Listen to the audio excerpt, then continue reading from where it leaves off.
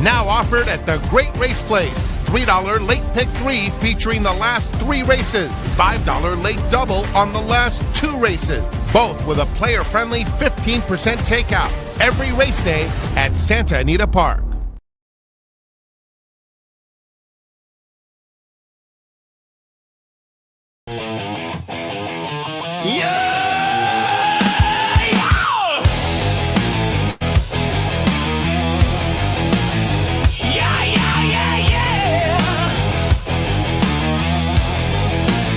Your double trouble live, Friday the 13th attack, 2 hosts double done, cashing in the black.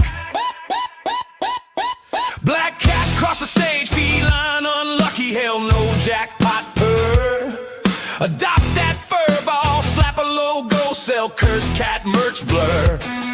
Broke a mirror mid-row, 7 years, bad reflections will hawk the shards on eBay, bad luck, blink collection, spilled salt on the board, mixes cursed and glitchy, worth the salt and gold, throw it over, nah, just pitch me. Walked under ladder, umbrella, pot, raining, doom indoors.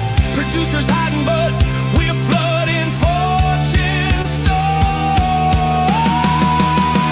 Trouble times 2, we flip the curse to cash, bad luck in, big money out, make a splash. Double trouble live, superstitions, we mock them flat. Turn your Friday fights to stacks, how about that? Cha-ching, cha-ching, cha-ching. Stepped on every crack, mom's back, fracture, call it funds. Jason's at the door like pay residuals, you punks. We're doomed to riches, the show's a Friday night mint. Double disasters, double merch, print, print, print. Fobble times 2, we flip the curse to cash. Bad luck in, big money out, make a splash. Double trouble live, still cursed, still out of breath.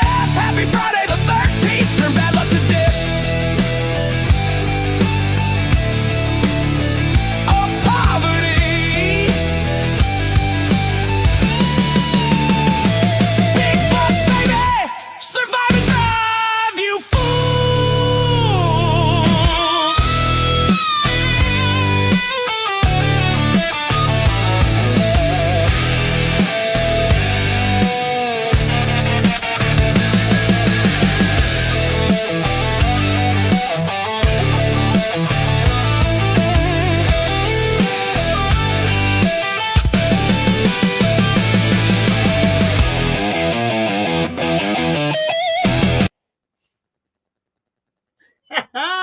You have to show my abs, Frank. Come on. I've been working on those all winter. Come on. I figured you were waiting so long. I mean, what an awesome song, Friday the 13th. Hello, everyone. Welcome to Double Trouble Live. Frank Scatoni, Ciaran Thornton. Mad skills, my man. Look, right off the jump, Jeff. Good afternoon. All the degenerates in the DTL crew. Of course, Frank and Ciaran. Great song. LOL, your AI skills are amazing. Take credit. Go ahead. Yes. You brag about everything else. You brag about this, man. It's pretty good stuff. You can create anything, but the lyrics. I played around with the lyrics, though. I mean, you would do well as well, Frank, putting lyrics in. It's a writer's. If you're a creator, the tools are just phenomenal out there right now. Well, I do not have the guts to show my abs like you do. But you know what? As good as that song is, how good are we as gamblers? Let's go. Yeah. We got to make some money here, man. Yeah, they want to see what our bets are. Supposedly, do you have your banner ready? I've got mine all set and ready to go. If you want me to toss I'm right it there. Boom. Let's go. Let's start talking turkey. I think there's a single in this race. I'm very curious to see if you agree. Yeah, that's why I didn't mind us playing the video. I know some people are like, come on, get to the picks. But I thought, man, if there's a leg where you've got a single, Frank, this is it. Otherwise, I mean, I'm going to have a ticket that's got some chaos for it. But yikes, this number 4 looks on paper pretty dang good. I mean, here's mine up on the top. You can see there. I mean, I'm going pretty big on a couple of tickets. And even in the next leg, I'm all about the 4. And then I've got a backup ticket you see on the bottom using the 1-3. But I'm like you, Frank. I thought it was, 4's race here. Ricky for Glatt. And an interesting stat. In maiden special weights, to maiden claiming. Glatt is 55%. Oh, that's it? 6 of 11. Oh, my God. And not just that, Frank, for a profit. And I went, yeah, if there's a single, this is it. Just on the stats, the trainer, blah, blah, blah. So, I mean, history backs him up on this move. I wanted to look, same as you. I have the 1 and the 3 as B's in here, but I did not want to spend any money. I am all about the 4. We talk about handcuffing our bets all the time, right? So I've played this all turf, all in on the 4 in this leg, and then a couple of different combinations going forward, because I know that middle leg there where I have the 5 and the 3 and the 1 and the 6, that's the start of the late pick 3. So having those combinations there, if I get out with the 4, great. If not, I can come back and start a late pick 3 using those horses. And I'm very spready in that in the late pick 3. I went caveman again in the late pick 3. We won't talk about that now, but I've got walk us through the rest of your sequence there. I've got a single on the downhill course, which is crazy for me to say. And yes, it's because of the name of the horse. Which horse do you think it is, Frank? There's got to be something Irish something or other. I mean, come on. Irish Rebel is my single. I mean, I thought good post position, up in class, lost by a neck last out, first time on the turf, bullet work on the training track, second off, second time off the layoff, got Lasix. I other than the name, I thought everything suited this horse really, really well. Adrian Escobedo has been riding really well. This is his go-to jockey. They're winning 25% for a profit. This is not a guy, this trainer we see here too often, but when he does come, he does pretty well. So I thought in this race, that was going to be, my single candidate. This is why you need me, Ciaran. There's no downhill race in the sequence. No. What are you talking about? There's no downhill Are you today. looking at the wrong day? Oh my! You know what it was? Because I'm going up to Santa Anita tomorrow. I had to handicap tomorrow's card as well, so I've got the cards mixed up. Oh my goodness! Yeah. Oh my goodness, this is right. Look at this. Hey Scott, what are you doing? I need a new co-host here. Oh my God, this guy. I'm tired from working on the songs and the AI and handicapping the weekend. Yes, that was me just actually finishing Saturday's card. I apologize. Scurvy Tooth, good to see you. I was actually just thinking about you. I haven't seen you in a bit. Thanks for joining us. What are you all doing to start this all turf? Ciaran's going to put his plays up for Monday, just to confuse us even more. Yes. I don't even know what's going on here. But let's try this again, Ciaran. So right. In the middle leg, which is not a downhill race. No, it's not. Race 6, mile on the turf, maiden special weight, a lot of speed in the race. Irish Rebel, of course, is the one that you went, but I know that's not why, just because of the name. No, I liked lost by a neck last out, and I thought it was. A lot of people are probably going to gravitate to the number 1 Latitude Giraud for Sadler, but my issue with that horse, and I think it's going to be a favorite that's beatable, is there's a trend I don't like seeing is when horses progressively get slower times each race. And, the speed figures I was looking at for Latitude in that race 6, 99 or 98, 90, 83. That's a trend that gives me a reason to toss a horse. He may very well beat me, but I was like, that's enough of a reason for me to like Irish Rebel on top. Then I threw in the other Sadler midway lane with Freyon, lost by a nose last out. And then how do I get rid of I got to use my boy on everything he rides, Kimura. Horse has been training at Turf Paradise though, but still, I thought a horse training at Turf Paradise, I upgraded it more than the, Sadler inside horse. You probably like the 3 Midnight Strike. I just couldn't use every horse in there, and I tried to be strategic. I liked the 4, so I kind of put my bets all around that one with some spready tickets. Yeah, I thought that race was very, very difficult, but I'll tell you right now, the 4 is one of my 2 X's in the race. I did not use the 4 at all. I don't like the 2 or the 4. but I don't really like much. So it wouldn't shock me if any one of these horses, including the first-time starter who goes out for Baltus, who has absolutely amazing breeding. That's the number 2, Mucho Dolce. I have to Sweet Azteca. Absolutely incredible sprinter. The mom won on turf, but she's yet to produce a turf winner. So I'm just going to watch one there. I don't like horses stepping up in class back into the maiden ranks, which is your horse number 4. But then again, I'm telling you this, and I'm lying right to your face, because I landed on number 5, Midway Lane, who is exactly like the number 4. Couldn't win at 50 and is now back in the maiden special ranks. This is going to be a jockey's race, Ciaran. All these horses have tactical speed. They all like to be forwardly placed. So I will say, Frank, I mean, I did, not just because the name Irish Rebel. I mean, maybe 50% is the reason it's got upgraded a little bit. I just love Giants Causeway. Any horse that's got any sort of pedigree to Giants Causeway, I kind of upgrade in my brain. It's just one of my tendencies. It doesn't probably make me a lot of money if I actually went and put paper to or pencil to paper and did the math. I'm probably losing money when I bet like that, but it's just one of those things I like doing. Hey, we all have our quirks and idiosyncrasies, right? I mean, I won't bet a horse because of that reason, but there are plenty of horses I will X out automatically because of my stubbornness. But in this race, I had to pivot because I am using a maiden claimer moving up in class. Let me ask you a question. You know how we've always been, we've been doing our community ticket and we've been kind of doing it for the double. What are your thoughts on us doing it? Because both of us are all about the all turf. We write about it on the websites, on the Santa Anita website. What do you think about doing an all turf community ticket? Like, not a crazy one, smallish. I mean, I think we agree we've got a single to start it. So we're essentially doing a double if we're correct about this first race. What are your thoughts? I don't want to shoot you down live on the air, but I'd rather focus on the double since that was our flagship wager. And by the time we get to the double, we kind of already know where we stand. If you want to do that for Sunday's show, great. I'll come more prepared.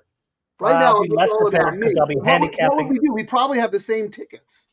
I'll be handicapping on the way home. So Sunday's show actually might be me trying to handicap live and looking at it. So it might be an interesting show. Well, let's talk about the last race because I thought this was also another tricky race. Yeah. I went 3 deep. I probably could have gone 5, 6 deep. Looks like you're very spready as well. I was spready, but I mean, my notes for that last race, I absolutely love what happened. I was all about Kimura's horse, the 5, Desert Hawk, but I was unsure. That was the Phil horse, but he was also listed for the Baltus outside horse, and that has scratched. So my bets will change a little bit when we get there. I really loved the 5, Desert Hawk, 15-1, Phil horse, second time Lasix, works. No, I have Jay Hernandez as the trainer. Oh, really? You got to start drinking sooner, man. Maybe that's the Phil case. has the 4, Robin Olds. Is that the one you're talking about? Yes, that's the one I was. No, but I'm all about the Kimura horse. Oh, I can't even read my own notes here. Kimura was allowed to ride this horse and not the Phil horse. That's why I liked that horse more. Okay, that makes sense. Second time Lasix, power work. So I was like, because as you know, Kimura is getting a lot more rides, on the Phil. He's been great. Horses. He's riding Gold Phoenix tomorrow. And the fact that he was, he didn't get prompted by Phil, wink, wink, come hop on this horse for me here, the debut horse for Phil. I was like, all right, that kind of tells me Kimura was okay sticking with this 15-1 shot. So that's what intrigued me about it. Yeah, we've talked about this on the show before. I don't know if it matters that much when it's a kind of low-profile trainer, but this horse has had a different jock. Now going to have a different jock for the 4th time. I don't usually like to see that, but I think I'm willing to forgive it if it's small barn, right? You kind of got to get who's available. Yeah, so the fact that you got Kimura here is actually a big thing. And if you can get someone like that, it's like, whoa, what did they whisper in your ear, or to your jockey's agent's ear, and works at Los Al. I mean, not even turf work. So it was interesting. Yeah. It intrigued me, and I want Kimura to get on a heater today so he can ride it into tomorrow. Right. We'll talk about Gold Phoenix in a bit. So the 10 scratch, that was your top pick. Then you have the 5 as your top pick. You're also using the 8 and the 4. I am not using any of those except the 8, and I'm only using the 8 reluctantly. Is there any reason why the 8 should be even money? I know this is a weak field, but even money? Yeah. I mean, my notes were JJ for Lewis on Lasix. I don't think this horse should be even money, nor KK's horse be 15-1. So that's why it was like one of those, I don't get it. And I mean, it's a weird race. It could end up chalking out, and we'll see that the money guys know that this 8 should be even money. But on paper, I was like, I can see it, but I really can't. I mean, I think if you can spread, that is the race you really want to spread it. But you also kind of got to come back and hedge the chalk winning as well, if that makes sense. Well, yeah, you have to use it an extra couple of times. It looks like Charlie's about the 1 and the 8 in the last race. I thought the 1 Dr. Filkins had a look as well. Sean McCarthy was actually on Tom Quigley's pre-race seminar show. All right, Ciaran, let's take your picks down. I hope everybody took a screenshot. Let me throw mine up real quick just so people know what I'm doing here. I'm all about the 4. Then I'm 5-3 on one ticket, 1-6 on another, and then I'm 2-8-3 in the nightcap, but also 1-6. So I played it a couple of different ways, trying to leverage the 4 here, based on my matrix, which you can find on the Santa Anita website. I would say, Frank, not to interrupt you. What did you think of the 9 in that last race? Beeblebrox Orantes is on it. Because, I mean, my notes for that one were almost as fast as the 1. And I was like, well, I'm not using this one, so why would I use the 1? You know, sometimes when I'm trying to figure out if I'm going to use a horse or not, and I see comparable numbers to a horse I didn't use, I go back and I go, well, I'm not using that horse then. You know, if that makes sense. It's a justification I try to use when I'm tossing horses. Yeah, I first dismissed the horse, then I went back and looked at optics, and optics had a good note on the horse, stretch out. I think the post is going to hurt, and I almost wonder if stretches out, outruns the odds today, and then I think I'll like the horse a lot better next time. So I did not end up using that horse. But, I mean, if John Metcalf is going to be even money, I mean, I'm tempted. We might have a double, Ciaran, that's, 1 or 2 horses to all except John Metcalf, right? I mean, like, I don't think that horse has to win. Yeah, and I mean, even looking at mine right now, I mean, we also got the rails are at 30 feet, right? And I think what Filkins is going to try and go gate to wire. Would you agree? Yeah, breaking from that inside post, absolutely. And then, John Metcalf will probably I'm going to have to sit right off them. They might kill each other. I mean, how many minutes do we have here? I'm going to have to adjust my bet here and substitute the 1 for the 10 on the scratch. Okay, yeah, we got 3 minutes. You can work on that. Yeah. Hey, Arthur Ramirez, nice of you to join us again. What is up, my man? He likes Rousing Jewel in the next race, so if you're playing doubles, maybe look at that. Chap, you got anything to get us started here?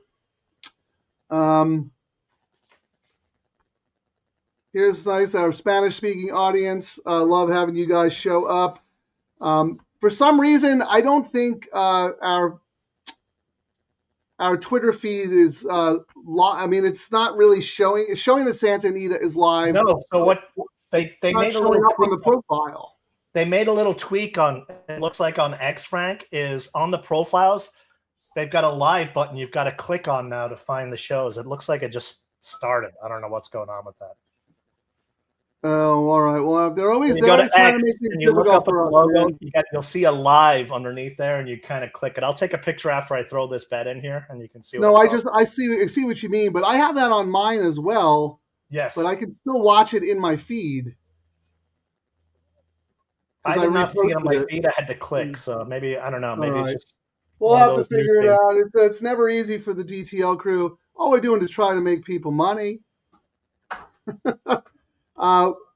So, Ciaran, you're going to adjust instead of the 10 in the last race who's scratched. I'm using the 1 on all my tickets. So it's going to be a $12 1584. I'll adjust that ticket. And then, all my bets, instead of the 10, I'm going to have the 1. All right. So we're all about Rostovsky here, but you do have a backup ticket with the 1 and the 3, correct? Correct. And then the backup ticket is, again, singling the 4 in the night. I'm all about the 4. So if I get out of the leg, I'm going to need the 4 to do what I think it's supposed to do. I thought about doing a backup with the 1 and the 3 because if it's not the 4, it has to be one of those two, right? But I didn't really love anybody in the middle or last leg where I could single. You know what I mean? Yes. I actually, so we got a good suggestion last week. This is a card I did handicap it backwards. Yeah, let's talk about that after because they're loading right now. That's a good point because we'll have plenty of time between this race. All right. Good luck, everybody.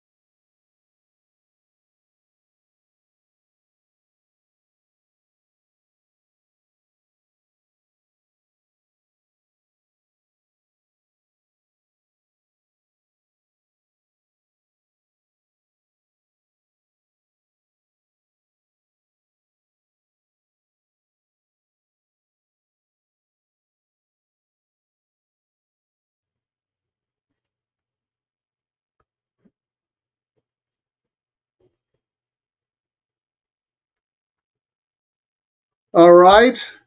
Easy game. Yep. Rostovsky. Did what it's supposed to do. Stalked and pounced. Yeah. It's funny.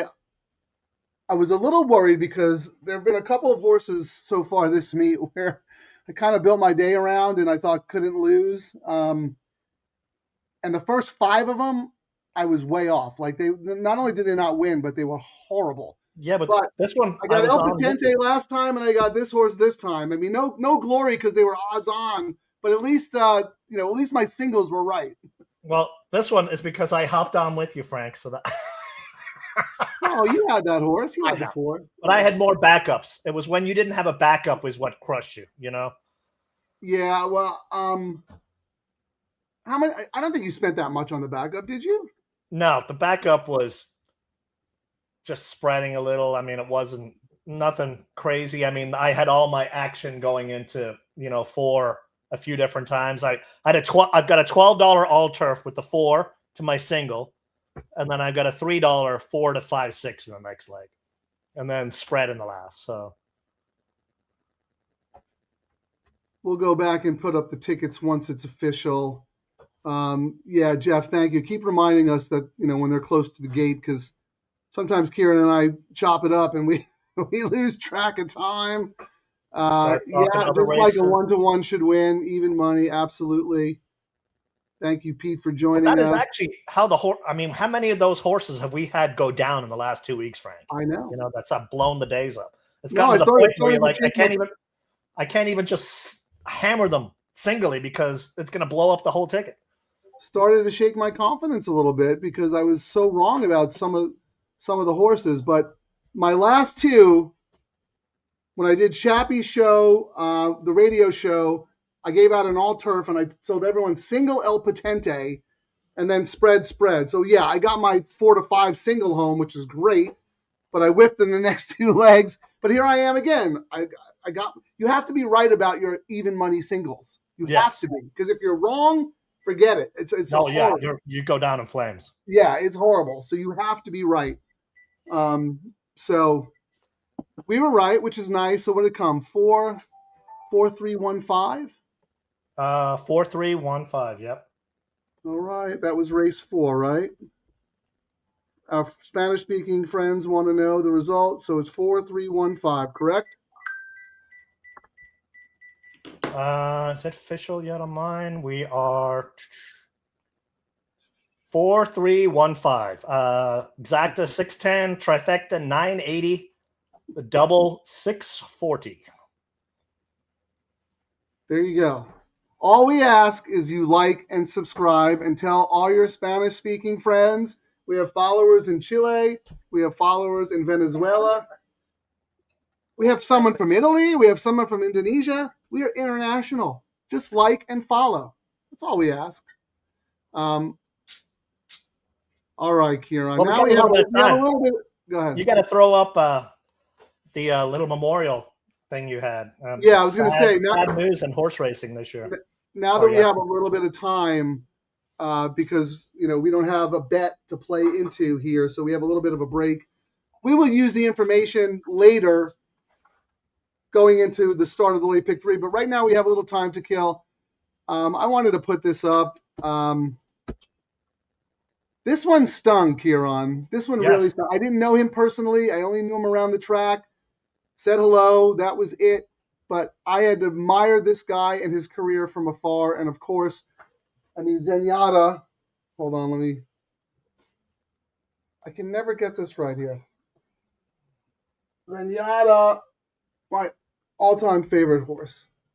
Oh, Shannon and I got to go visit at Land's End, thanks to Tom set it up. We got the private farm. Oh, it was awesome. You got to meet Zenyatta. Yeah, and it was pretty cool. We were there for the Breeders' Cup, the year Flightline won, and we got to go out there and they shoot us off. They're like, you got to wait. There's a VIP guest, so we had to hang off to the side. I was like, excuse us. Mike Smith. No, it's okay. I know. And that was the weekend after we had met up in the Eddie Logan, your story that you were telling. That's when we ended up going and visiting Zenyatta then. And Mike Smith was there at the same time. Yeah, and they're like, you can't come over. It's a private viewing event with a VIP. And we were like, dude, we know Mike. It's okay. You're like, no, we're good now, man. We're cool. Oh, my God. So this moment here, it's one of my favorite moments in horse racing. It's right at seconds after I took a screenshot from the video. So if you go to Google, if you go to YouTube, Zenyatta Breeders' Cup 2009, right after Zenyatta crosses the wire, they cut to John Sheriff's in the winner's circle. And the gentleman behind him with the little Panama hat is Mac McBride, long-time press box steward and director now, took over for the great Dan Smith. And it's such an iconic moment because it's just the two of them. And at some point, Mac walks around Sheriff's. Sheriff's looks over his shoulder, and Mac does the most amazing double fist pump that you've ever seen. And John Sheriff is just smiling so much because then it cuts to the crowd, and all of Zenyatta's fan club are there holding their signs. I am telling you, that was one of the greatest moments I've ever experienced in racing. My all-time favorite racehorse. So, yeah, John passed away in his sleep, 80 years old. One of the best to ever do it. I mean, Giacomo won the Derby. He had Life is Sweet, another Breeders' Cup winner. He beat Rachel Alexander with his B team, Zardana, in the Apple Blossom when Rachel ducked Zenyatta, didn't want any part of her. Well, I didn't even realize he was so old. You know what I mean? Like, you don't think it when you see them around there, and then you're like, oh my goodness, he's up there. Yeah, I had guessed early 70s, but he's been around a long time. He trained for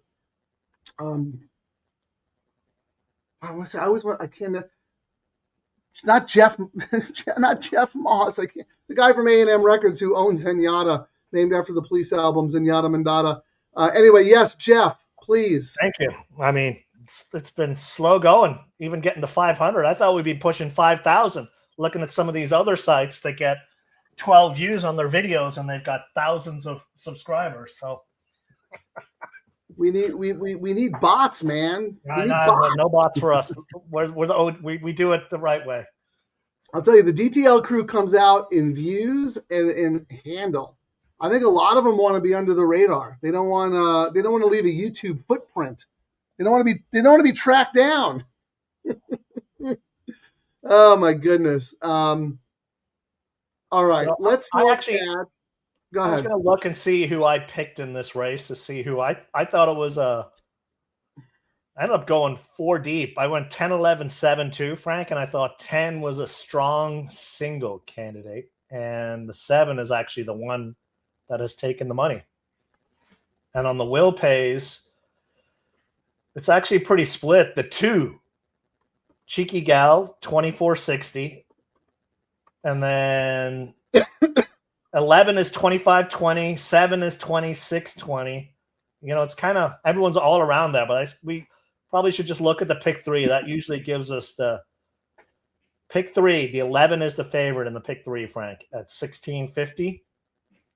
Second choice is a split between 2, 7, 10. Actually, the one that's interesting here, Frank, both on the double and the pick 3, is Cheeky Gal. You're getting 7-1 right now. Do you think it's going to come in? I mean, was the morning line favorite, actually, and you're getting 7-1 right now. I know you didn't really look at this race, but I don't know. I boycott this race until they give us a double. I boycott it. I only want to look at it going forward. I want to take the favorite in this race, but that doesn't mean you can't talk about it. If you have an opinion, please. I'm looking right now. Let's look at who the morning line favorite is into. Race 6. We assumed Latitude. We're just going to assume Latitude's going to be the favorite in the next. So yeah, but let's look. So right now, 2 into the 1 is paying $32. 7 into the 1 is paying $26. 7 into the 5 is 19. It looks like looking at the next leg, Frank, the 7-5 is the favored combination at $19 right now. The 7 in this leg to the 5 in the next? Yeah, that midway lane, the Sadler Freight horse. Sadler. Wow, That's interesting. Yeah, what did you think of Latitude? I mean, honestly, the speed figures are great, but well, like I said earlier, what I do not like, and it's one of my pet peeves when I'm looking for reasons to toss a horse, it has one of the reasons that's always, I'm just looking at like the Brisnet numbers. Debut speed 98. November, Del Mar speed 90. January 18th, Santa Anita speed 83.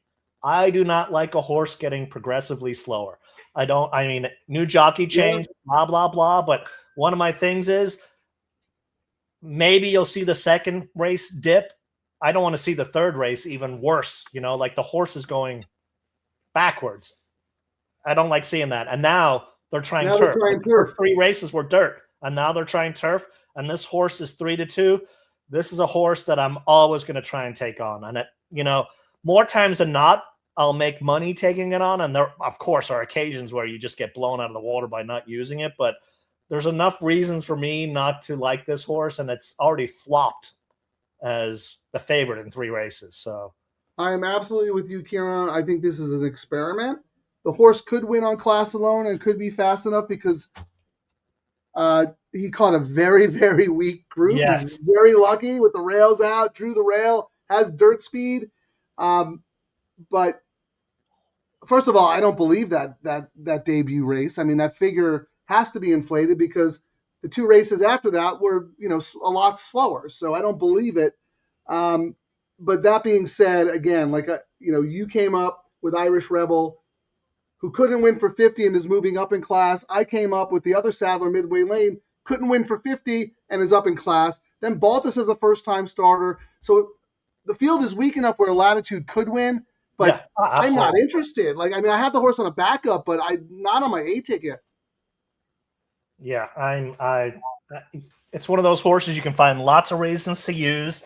And if you are correct and they really hammer that Latitude, you'll get paid on every other bet. So that's what you're looking at. Like, you willing to not use the horse and bet a little bit more on your other convictions because you'll get paid if you are correct and that one does not win.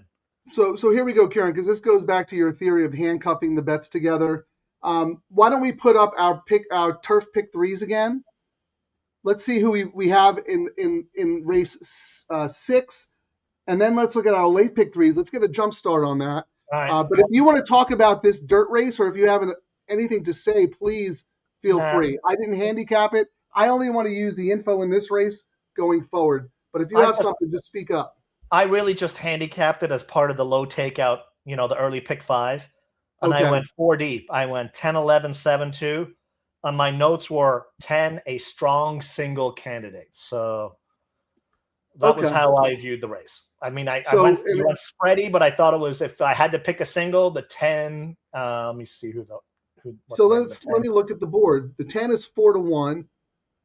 Wow, nobody loves anybody in here. The favorite's 3-1. Rousing Jewel, one of our listeners, one of the DTL crew liked Rousing Jewel, I believe. But in the will pays, you're 10. On the pick 3, everyone's kind of the same. Yeah, look at the double, Ciaran. The 2, the 7, the 10, and 11 all pay around $25. Nobody has any clue in this race. Yes, and then we look at let's look at the pick 5. So the pick 5, the favorite on the pick 5, Frank, is the 11 at 228. By a decent margin, actually. Yeah, and the second choice is the 2 at 297. When we're looking at this, not a surprise because it's the morning line, to start the pick 3 and all these other bets. Third choice is the 7, the Nap horse, 325, and then the 10, who, I'm also kind of a little sentimental because I want Kimura to get on a heater and win every race. He's going to be on a horse the next 2 days. Can the guy ride any better? How much better you want him to be? He's at the peak of his game. Yep. Keep it going. He's riding great. Absolutely great.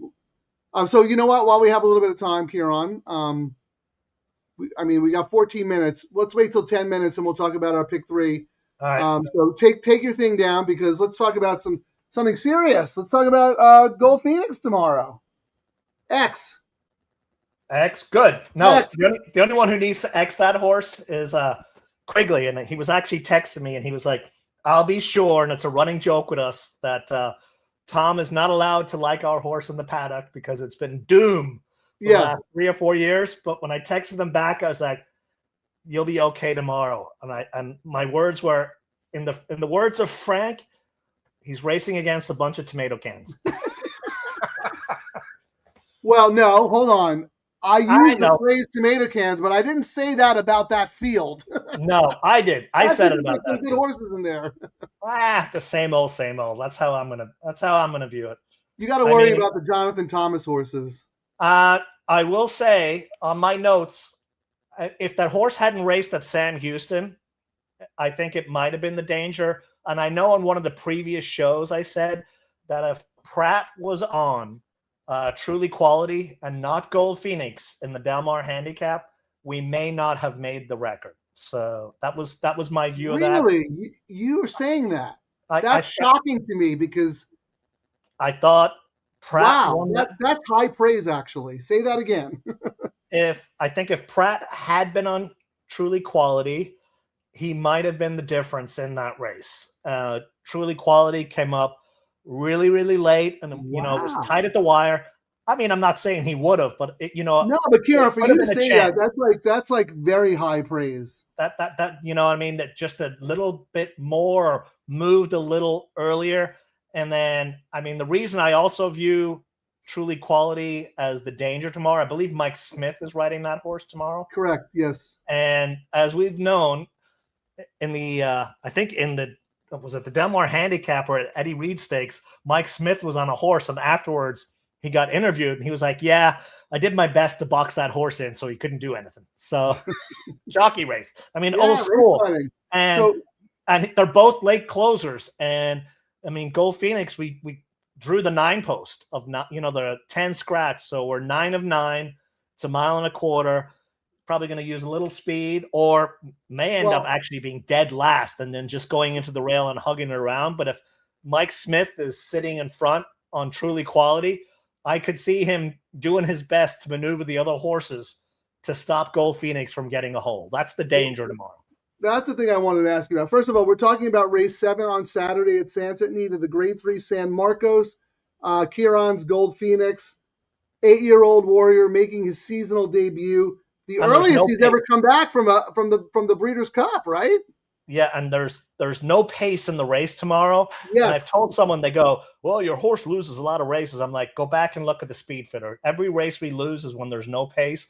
So there's no pace. Tomorrow. Kimura really needs to have that clock in his head working good, that if they're not going fast enough, you know what I mean? It's going to be a jockey's race for sure tomorrow. This is one of the slowest early fraction races I've ever seen in my life. These horses are like Clydesdales. I mean, who's going to be in front? I think that's why I like the Jonathan Thomas. They're all going to be stacked up, and I think Twirling Point's going to hustle to the lead. I just hope someone goes, you know what, guys, and they look at the race and go, everyone's just going to be bunched in. Let's try and wire them. That's the hope, but I don't know which one of them could actually do it. We'll see. Well, here's the thing. I mean, Stay Hot. I think Stay Hot's going to get a great trip. I think Twirling Point's going to get a great trip. Gold Phoenix is by far the best horse in the race. There's no doubt about it. But after the race, are you going to go, if he finishes third, and why was he so close to the pace? It's a really tough spot. There's nobody in here who goes. I have been an advocate for every race. Gold Phoenix will run a 2-mile race and put blistering fractions in. And then when you go visit them after the barn, you're like, did this horse even race? And I've always advocated for the engine to get revving up sooner, especially when there's no pace. So I've seen him win from the front and the back. And actually, interestingly enough, Frank, as you mentioned, the workouts, this horse is trained. He's always been a lazy horse. Didn't do crap in the mornings. 3 59-second workouts in a row. Like, he is feeling it right now. And one of the workouts, the apprentices or the exercise riders kind of screwed it up. They were supposed to have Gold Phoenix behind, and they went opposite. And he was like, yeah, you're not catching me, and cruised to the lead. That was the first workout on January 23rd. So uncharacteristically sharp in the mornings. And the last time he was this sharp was before the Del Mar Handicap. So let's see. I'll tell you who's going to win the race, because this is a classic Scatoni off angle. I have bet Stay Hot so many times, and this horse has never put forth the effort I have expected him to. I will not be betting him tomorrow. Right to the winner. You're saving money. Just put it all on Gold Phoenix. He'll be 6-5 when he should be 3-5. You're actually getting double value there. What is Phil going to tell Kimura from the 9-hole? Win. Derby 2. Best of luck, Ciaran. Absolutely love that. Supporting Ciaran. I give him a lot of stick, but I like to challenge him and play devil's advocate. Look, Gold Phoenix is the best horse in the race by far. 2 things worry me, and believe me, I've been wrong about this horse a million times before. This isn't the target, right? I mean, clearly he's got something much bigger and more lucrative so he doesn't have to win this race, right? No, and second of all, I just think the pace is so it's so bizarre. Now, he will outfinish anyone if he's within striking distance, but if he's too far back, maybe he comes running on late for third and hails him in the gallop out. This is the earliest he's come back in 4 years. The earliest race we've had in 4 years. The best he's trained early coming back. So this is the year. He's an 8-year-old. This is the year. I mean, the goal, as it is every year, is the Gold Phoenix Handicap in Del Mar this summer. When they better name it, they should have named it after 4. We're hoping they name it after we win it for 5. I don't know. Is there a law? Not a law. Not a law, but is there a regulation that you can't have a race named after you if you're still in training? No, they haven't done it yet. So I don't know. I don't know what the story is. I think that'll happen at some point. I mean, It's just unprecedented what he did, and I'll never forget. I'll never forget before he won. Oh, I had Billy Koch on my best bet show, like the second week of Del Mar, and he said, "Frank," I said, "Who do you have coming up?" Gold Phoenix and the Del Mar. You had already told me this like a month earlier. January, yeah. And then Billy said it on the air to everybody. Gold Phoenix. Like, crazy. And that was the first one he won, and I ended up crushing it because I was in the tournament that day. Every time I go play in the tournaments, the horse at 9-2. He went off, I think, at like 2-1. But I mean, every time we do a tournament, when I show up, when I used to play them versus doing the low takeouts, John Reynolds would always joke. He's like, "Yeah, I already know Gold Phoenix is racing because he races every time there's a tournament." Big race days. Yeah, because it's usually Pacific Classic Day, so it's the Pacific Classic tournament, that one-day tournament. Where the Del Mar Handicap. I mean, if there's ever a case to make on shockingly, Del Mar has one Grade 1 turf race. That's it. I know. I mean, and it's for 3-year-old fillies. It's the Del Mar Oaks. I mean, there has to be an older division Grade 1, and if there's one, it should be the Del Mar Handicap, because Gold Phoenix has come out of that every year to the Breeders' Cup, 4th and 5th, and represented America in the Breeders' Cup against the best in the world. I he mean, finished 4th a couple of times. Last year he finished 5th, but he probably could have finished 2nd. Oh, we just got that's a whole nother story. But we would not have won that race, but 2nd was a legit possibility there. I mean, it's like all California racing. They seem to give. I mean, we've lost a bunch of graded stakes races here this year, and they've upgraded the East Coast tracks. It's like, come on, guys. And their argument was, well, you guys have all short fields out there. Have you seen the fields on the East Coast these days? Yeah, I mean, they're not exactly. Quality. I mean, you have New York breds winning graded stakes races. I do believe, though, I think not just in California, I think every jurisdiction needs to blow up their stake schedule and reboot. And you cut out some of them and increase the purses on some of the more lucrative ones. What is this? You getting a call? Tom Quigley calls, you answer. Hello? What? Look at this. This has to be staged. Totally staged. Of course it is. Welcome to the TV, the big leagues. No radio for you. Got it.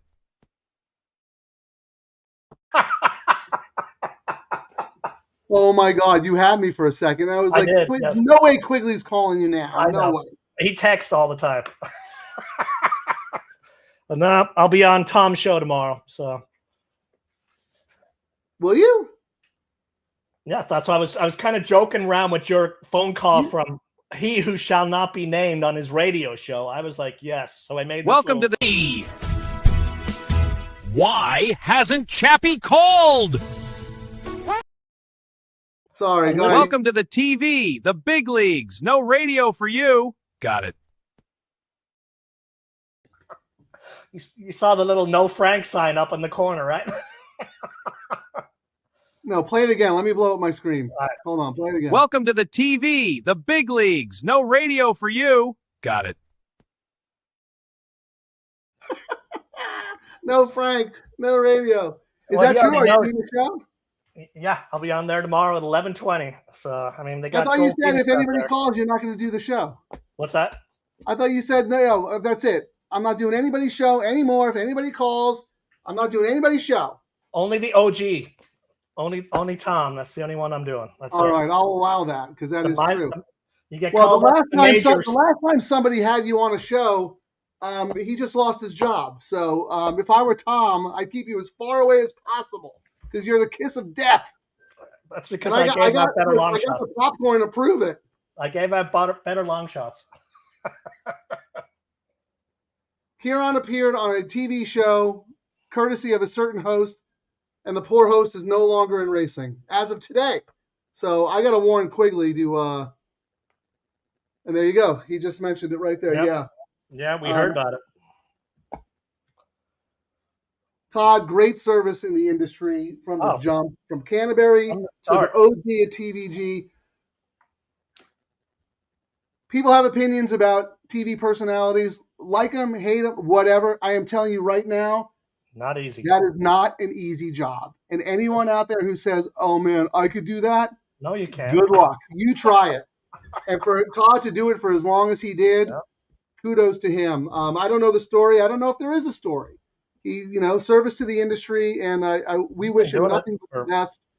Many But his years. His fatal career move was having Ciaran on his show. I upstaged him. I put that horse that everyone looked at and went, "This horse has no." Oh my God, your horse is going to win. A Los Al shipper. They're like, "You're crazy." They were like, "It's 20." It was 22-1 when the gates opened, and the horse won. I think at like 13 or 14-1. They tried to get rid of you so fast, and shoe repair in the paddock. There will be a delay. Shoe repair in the paddock. Okay, they're at the gate. Oh, hold on. The temporary rail's broken. We got to fix the temporary rail. The tractor ran into the rail, and then they had a scratch at the gate, and he's just sitting there. An ice cold exacta's just going, "Wow, no one is on this long ever. What's next? Lightning?" Yeah, nobody knows what to say because you picked a horse who looked impossible on paper. I mean, they were nice. They weren't like, "You're crazy." All right, we're at the gate, I think, Frank, here. So yeah, they're getting towards the gate. Let's look and see now that we're 0 minutes in. Who? So the 11 ended up going favorite. So the 11 into the 1 is $17, Frank. The 10 into the 1 is $17, and it looks like you're getting better value combo on the 10 here at 7-2 than you are the 11. What is the favorite combo? That's the favorite combo. They're tied. Oh, just uptick. 11 to the 1 is 17. 10 to the 1 is $18. And looking around, that's pretty much it. The 11 to the 4 that I like is paying. My 4 has 3 legs according to the probables here. Trying to see who the second choice. All that money came in on Latitude, huh?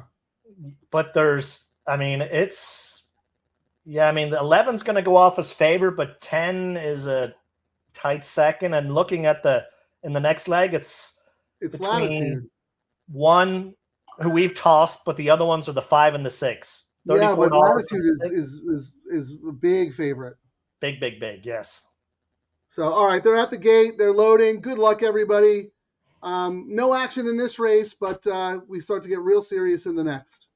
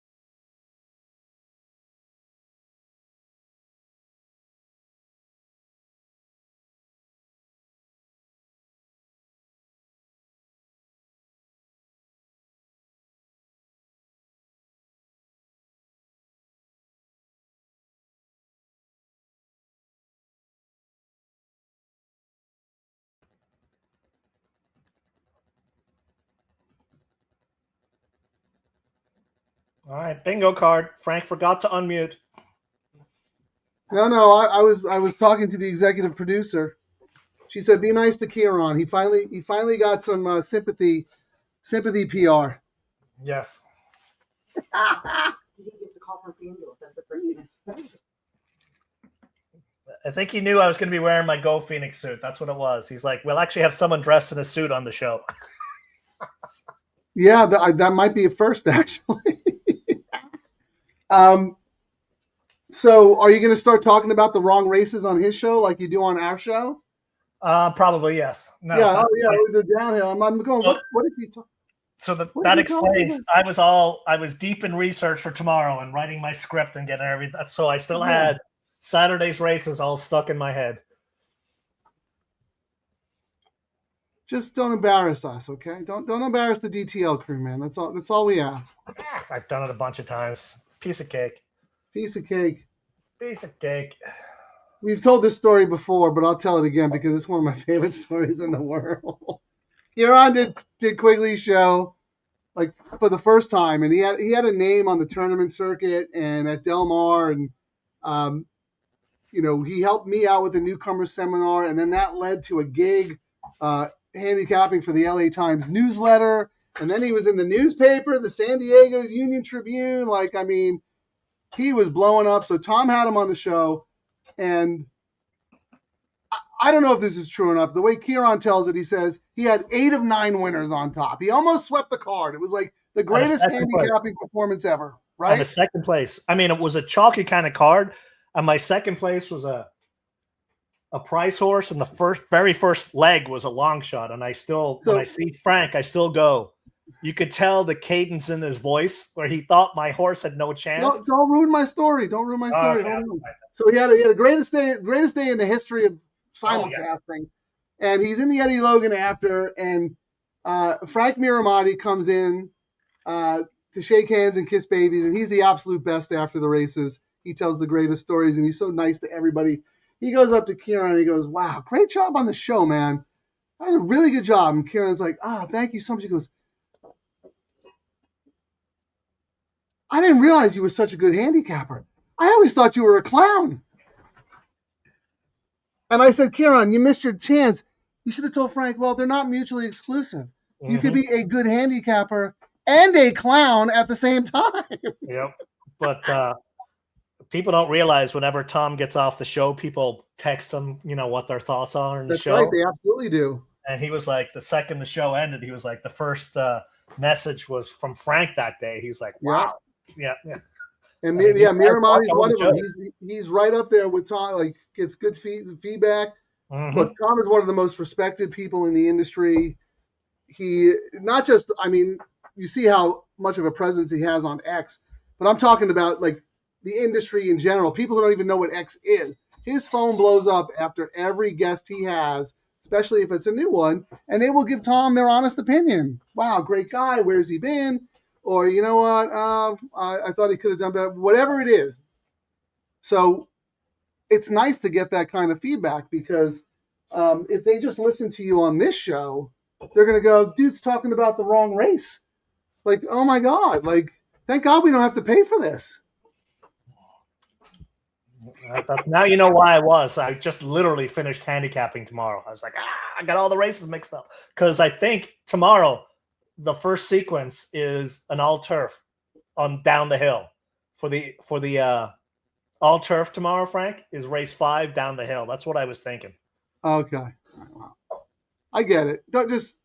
Don't put too much pressure on yourself. You're best when you're drunk and loosey goosey. If you put too much pressure on yourself, you're gonna pull a Frank lawn and get ready to throw the monitor out the window.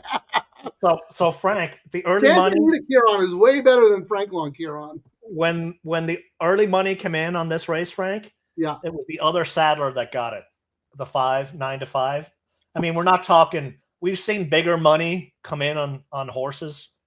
It's not a whole lot of money in this race, and we kind of talked about how, but they like the other one. I mean, we totally tossed that Latitude, the 3 to 2, but on the double, the one is dominant on the double. $15. Next highest. Are you talking about the will pays, Ciaran? Yeah, $2 will pay for the double. Yeah. One is $15. 5 is 25. 6 is 26. 3 is 54. My horse is going to be looking for an Uber on the double money, supposedly at 92. But let's look at the pick 3. That's usually where we get some good. The pick 3, same thing. The 1, 31.90. The 6, 53. The 5, 55. Yeah, my horse has no shot according to the multiples. So, Eesh. Well, we've seen them. I don't mind an outlier. They've been wrong before, right? Oh, I mean, as you say, Frank, when you want to get paid in Southern California, sometimes it's the separator bet that does it. And this leg, this is my separator, Irish Rebel. He gets the job done here, and I'm gonna have money to spend tomorrow. All right. Well, before we get too into the nitty gritty, let me just welcome a couple of new viewers. DTL crew member Dan H. Good afternoon, guys. Here, better late than never. You're all alive in the turf. I think us and everybody that takes wagering on Santa Anita is alive. But thank you for asking, Dan. And you know what? You're here. That's all that matters. Late, early, doesn't matter. You are here. And he has a comment about the track. I feel like on that final 16th on dirt, a lot of the leaders get passed. Yeah, I think the track has been, chime in here after I say my point. I think the track has been kind of fair, actually. I mean, you don't want to be too far back on the dirt, but that's everywhere except Oaklawn. That little bit of rain, I think, did wonders for this track, and I think it did wonders for the turf course as well. I mean, granted, the rails are at a 30. They go in tomorrow. You're talking about the dirt. But the dirt, too. I think the rain, I think it's a very fair track. I mean, I agree. I mean, versus what we've seen before, it's like, yikes. One thing and the other. I mean, maybe it's a little harder to win wire to wire, and the second and third place horses have a better chance. But I think it's been pretty fair. But thank you for mentioning that, Dan. Jeff goes, of course, because he had the 10. I thought the 10 was the horse. I love your Miramati story, Ciaran. I mean, I thought the 10. I mean, I said if I had to do a single, it was the 10, but I went 10-11. And at the 16th pole, I thought the 10 was a lock, but 11 swooped up and took him down. Yeah. He would have been a lock last week. This track, not so much. Yeah, I don't know. I think the dirt's been fair all meet, actually. And no, actually, I like I'm the fair first one to say if there's a bias. Oaklawn is like Oaklawn and Del Mar are the two most dirt biased tracks I've ever seen in my life. Oh, no. The last you haven't year. been watching Aqueduct, have you? If you're not on the inside, don't even bother betting. No, well, I've seen that on Twitter. But I don't know. I watched the Withers, and Renegade wasn't on the inside. He came from swooping off the pace and outside. So, yes, Jeff, take Ciaran's advice. You need to start drinking during, not after. Yes, during. All right, Ciaran, let's put up your plays and my plays simultaneously. Well, hold on. So in the all turf, I have the 5 and the 3 on my A ticket and the 1 and the 6 on my B ticket. So I am 1, 3, 5, 6. Ciaran, who are you alive to in the all turf? 4, 5, 6. Okay, 4, 5, 6. And now let's look at the start of the late pick 3. This is me. You want to put your banner up there, Ciaran? Yeah, my banners. When you see I'll put the banner up, but it was before we'd seen everything. So the 10 is actually a 1, not the 10. Hang on, let me find it. Yeah, we can change that because you changed that in your all turf as well. Yeah. Ciaran's like, he's too cool to look at scratches and change his wagers like I do. I was busy. He's like, oh, I'll just leave it up there. I was busy. When you get called up to the major leagues and Tom calls, you better do your homework. So I was burning the midnight oil and then just had all those races in my head. So, I mean, I did my notes. My top choice, believe it or not, in that last leg, as I've said, is the 15-1 Kimura horse, the 5. He was also riding the 10 who did not make it in. So I'm 5. Just pretend that 10 is a 1. I ended up pivoting to the 1. I didn't have. But your order is 5-1. You like the 5 better, though, right? 5, 8, 4, 1. I like the 1 the least, but the fact that the 10 got scratched, I threw in the 1 as the replacement. So hold on. Let me look at the start here. So I'm gonna actually take this down while you talk, and I'm gonna correct Okay. my thing and upload it again, Frank. Why Yeah, confuse go ahead. me? Yeah, that's very good. Good, thank you. So, Ciaran is alive in his all turf to the 4, 5, and 6, and he is also starting his late pick threes in various combinations with the 4, 5, and 6. And when he puts his chart back up, we can see in order of preference who he likes the best. I am alive to the 1, 3, 5, 6 in my all turf, but to start this, my order of preference is the 5, 3, 1. Let me tell you though, right off the jump, I do not have a good feel for this race. This race has horses that I'm landing on that I don't usually like to play. I've said it a million times on the show. I do not like horses who have lost in the maiden claiming ranks and are now moving up against maiden special weights. I'm making an exception here with the 5 Midway Lane, the other Saddler, only because this is a very, very weak group. And I don't think his stablemate, has to win this race. In fact, I had a buddy of mine texting me to take a good hard look at the 2, Mucho Dulce, Sweet Azteca in the Bloodlines. But again, I'm stubborn. I can't bet a first-time starter going long on the turf. But this is the kind of race he would win, she would win, or he would win. And I was going to say, this is the kind of race like when you're like, yeah, I don't know who to do. Well, even if the first-time starter's pedigree looks like crap, maybe it's the race you toss it in. Yeah. If this were a dirt race, I'd be way more than willing to do it. I just think it's so hard to win first asking going long on the turf. And look, let's face it. I mean, Baltus has been a little cold. That second winner he got, if you remember, Ciaran, they bet that horse like that horse was not losing. Remember that Dea Matrona horse? Oh, yeah. I mean, Baltus was ice cold, and they bet that horse to even money or something. So, is the 2 taking any money here? Did it take any sneaky money in the multis? 10-1, no. I think Baltus's Streak Buster is going to be in tomorrow's race, or in a race tomorrow with JJ late. But you'll have to watch Tom Quigley's show to see it. And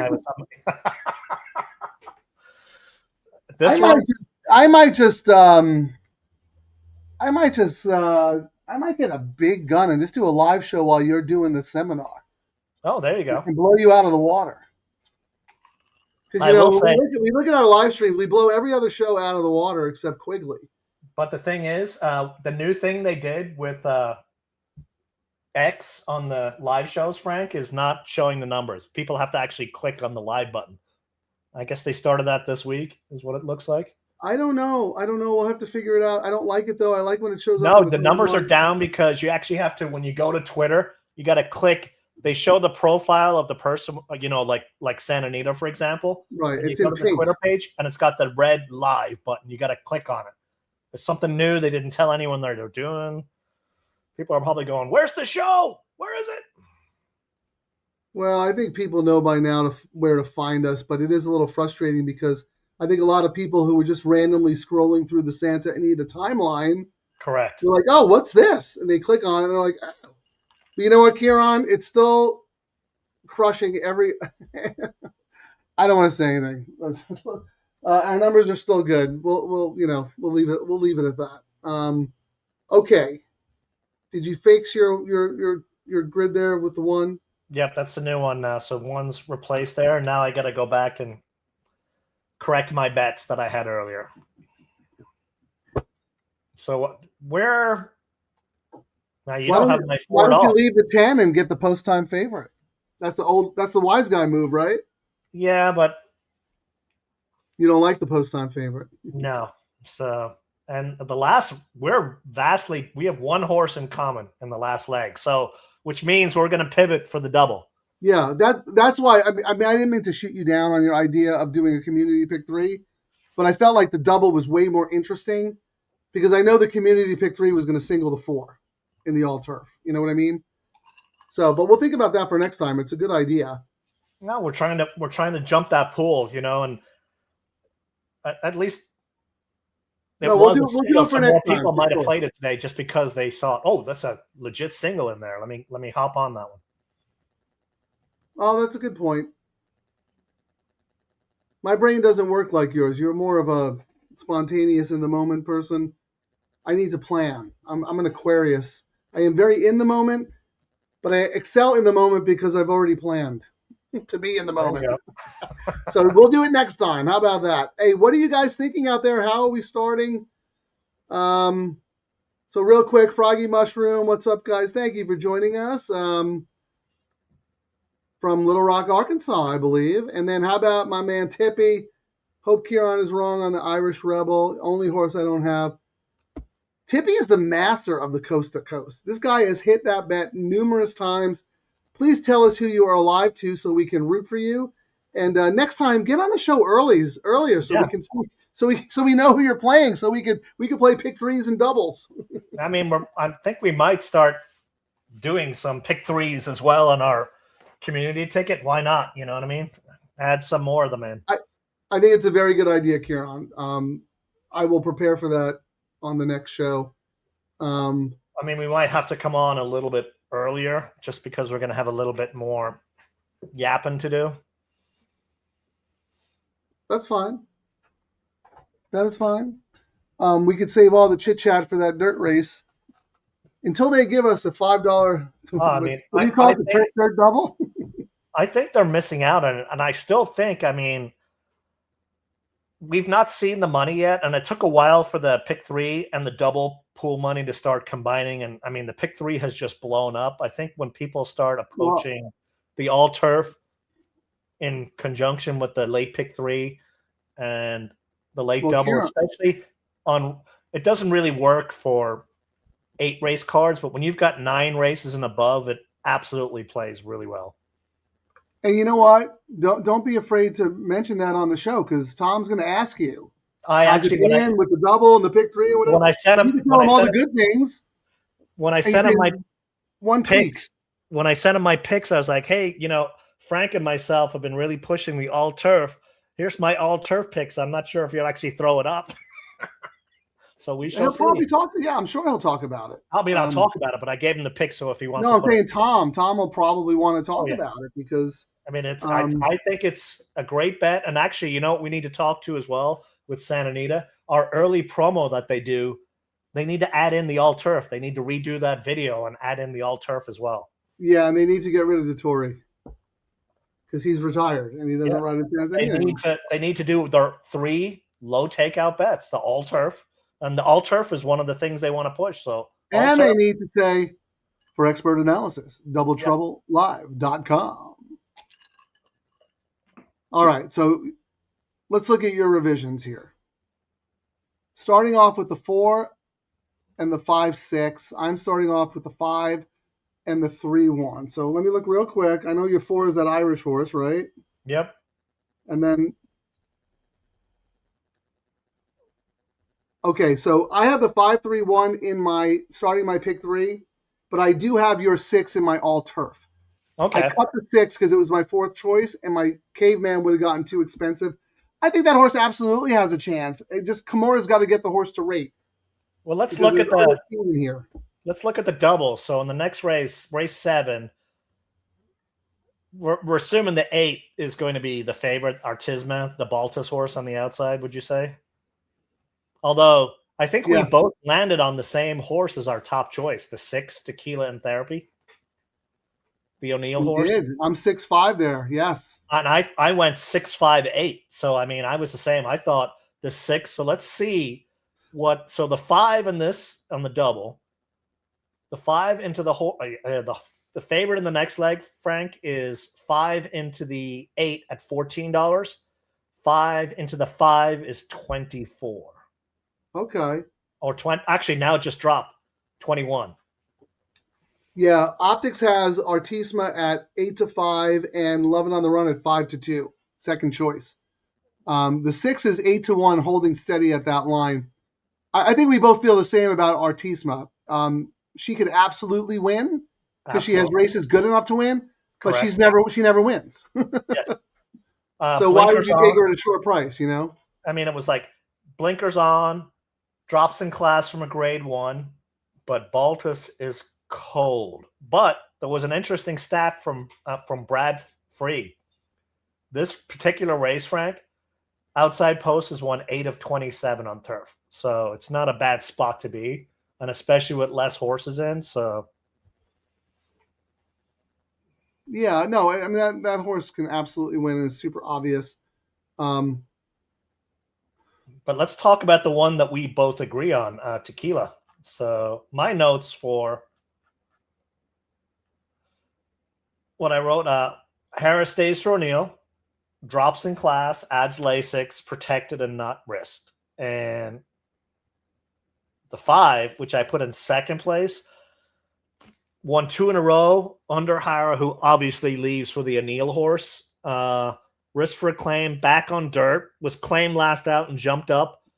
The trainer's 0 for 5 off the claim. That's why I kind of put the 6 over the top. But sometimes a hot horse continues being hot even after the claim. So it wasn't one I could toss away. Yeah, I actually think that was a really good claim for 25. Tamayo is moving the horse up in class. I'm not surprised about that.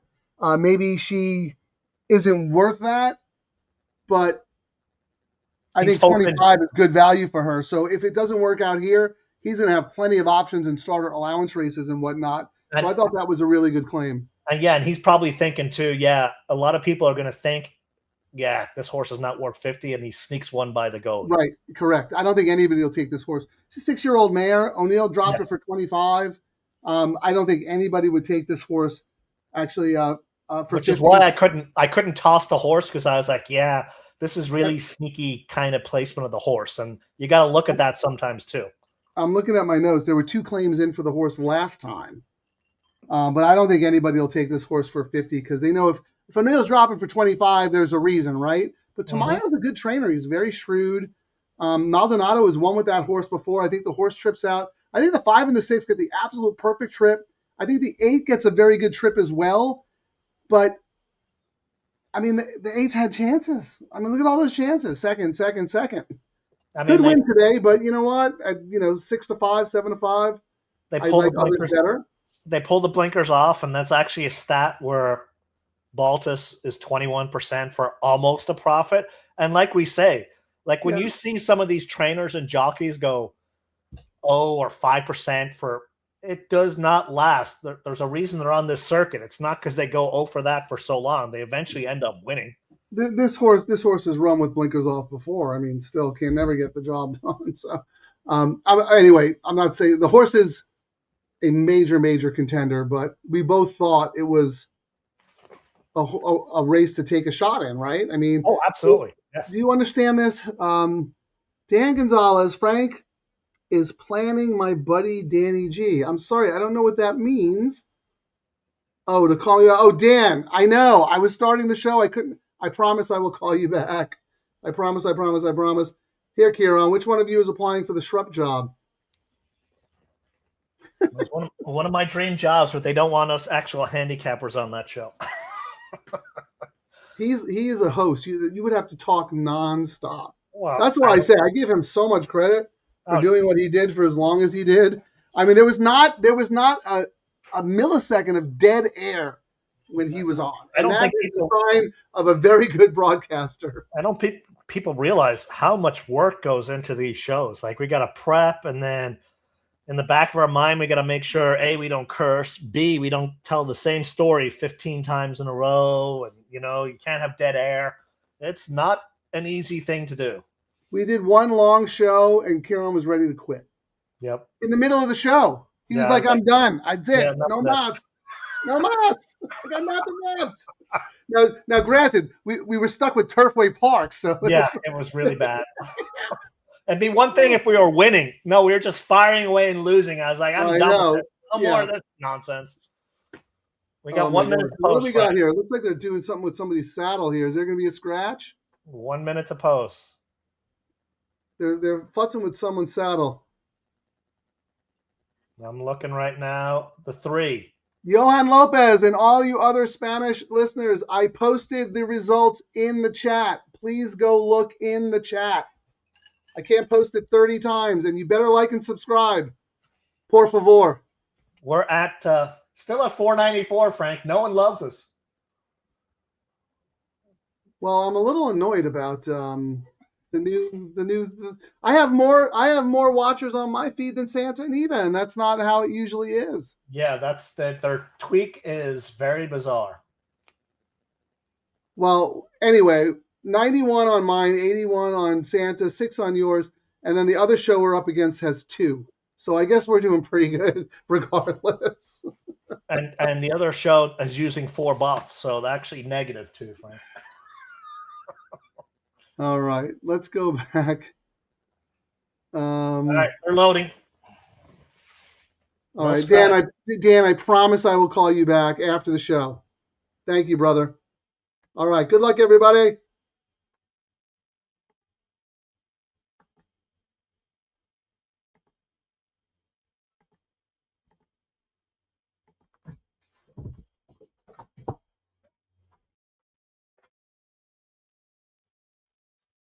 Well, I mean, come on. Like, people are asking me who won the race.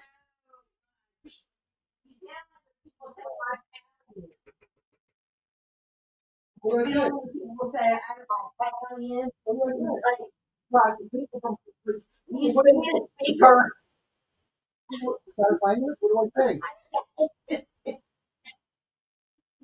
Speakers. I want to accommodate, but like, for favor. Like, look. Why you put dog? Y'all like a hit from Ford, y'all. Yeah. Y'all like a hit from Ford. Oh, you're funny. I'll tell you, dude. Hey, we're not.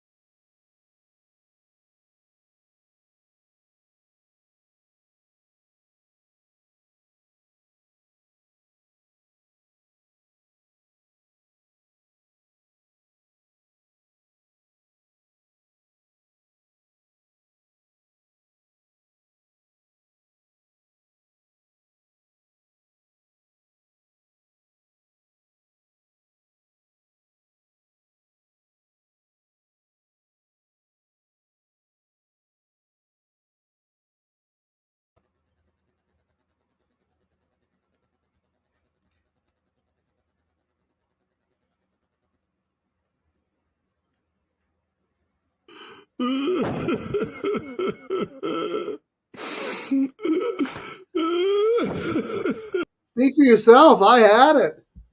Yeah. Oh my God. As soon as I walked away, I forgot to turn off my mic. And I went to Terry. She was laughing in the other room. I was like, "Are you making fun of the way I said por favor?" And she's like, "You sound like a hick. It's not nice. Like when people say Italian, like you got to learn Spanish." I go, "Oh my God, I don't know." Por favor. Anyway, so that was a little. Yeah, Irish Rebel sucked, and both Sadlers sucked. I mean, even Latitude ran better than the one we thought would have been. Yeesh. Midnight Strike, all right.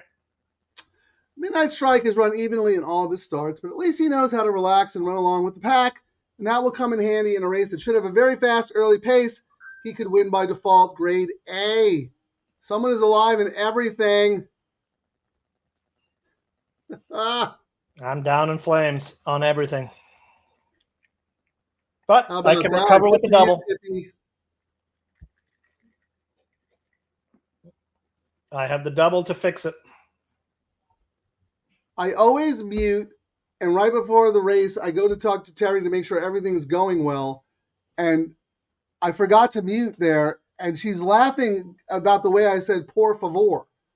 She's like, "What is that Spanish people? Frank, what do you say? You got to learn Spanish. I go, oh my God, I'm so sorry. She's like, you sound like a hick. Por favor. Anyway, apologies to anyone who I may have upset or offended, but, you know, Ciaran's giving out winners of races tomorrow. I'm just giving out the winners today. Well, we are official. Is it official yet? Yep. So what do we got? 3-1. Okay, to our Spanish-speaking friends, race 6. I'm putting this up now, so please, everybody listen. Por favor. Por favor. I don't know. I'm sorry. I took French. So what is the order of finish, Ciaran? Because we want to make everybody happy. 3-1-5-6. 3-1-5-6, correct. 1, 5, 6. And then I got to do this. I would love to be able to say this. Dale me gusta y suscríbete. Please help me, somebody. I sound like an idiot.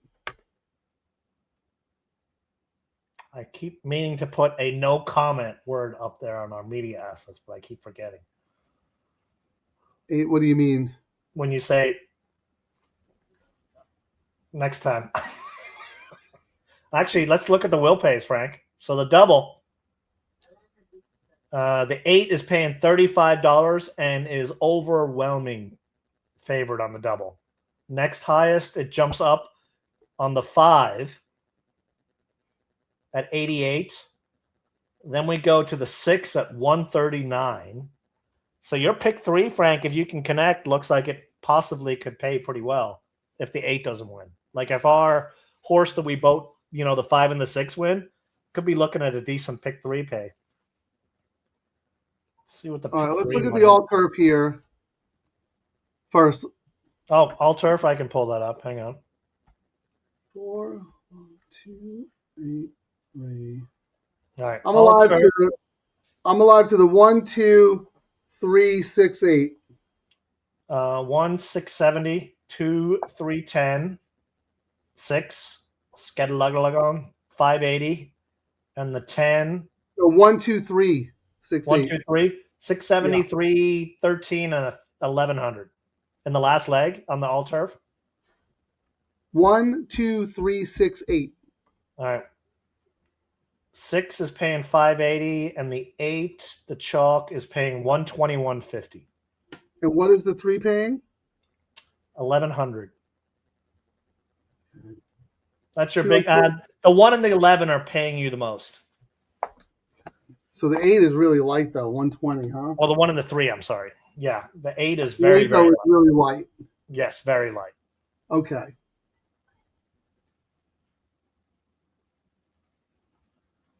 So the 3 in the next leg, when we do our community, a mission, 20-1. All right, I did not even look at that horse. Did that horse go off at 20-1, really? No. In the last leg, you said you have the 3, correct? Oh, yeah, that's my real bomb pick. I'll explain why when we get to the race. But let's look at the 7 because Ciaran needs to pivot and do a double because he's out of everything. Right? Chipping a chair. Well, we were talking. So the pick 3 is the favorite. The 8 is dominant across the pays, double and pick 3, Frank. $56 on the 8.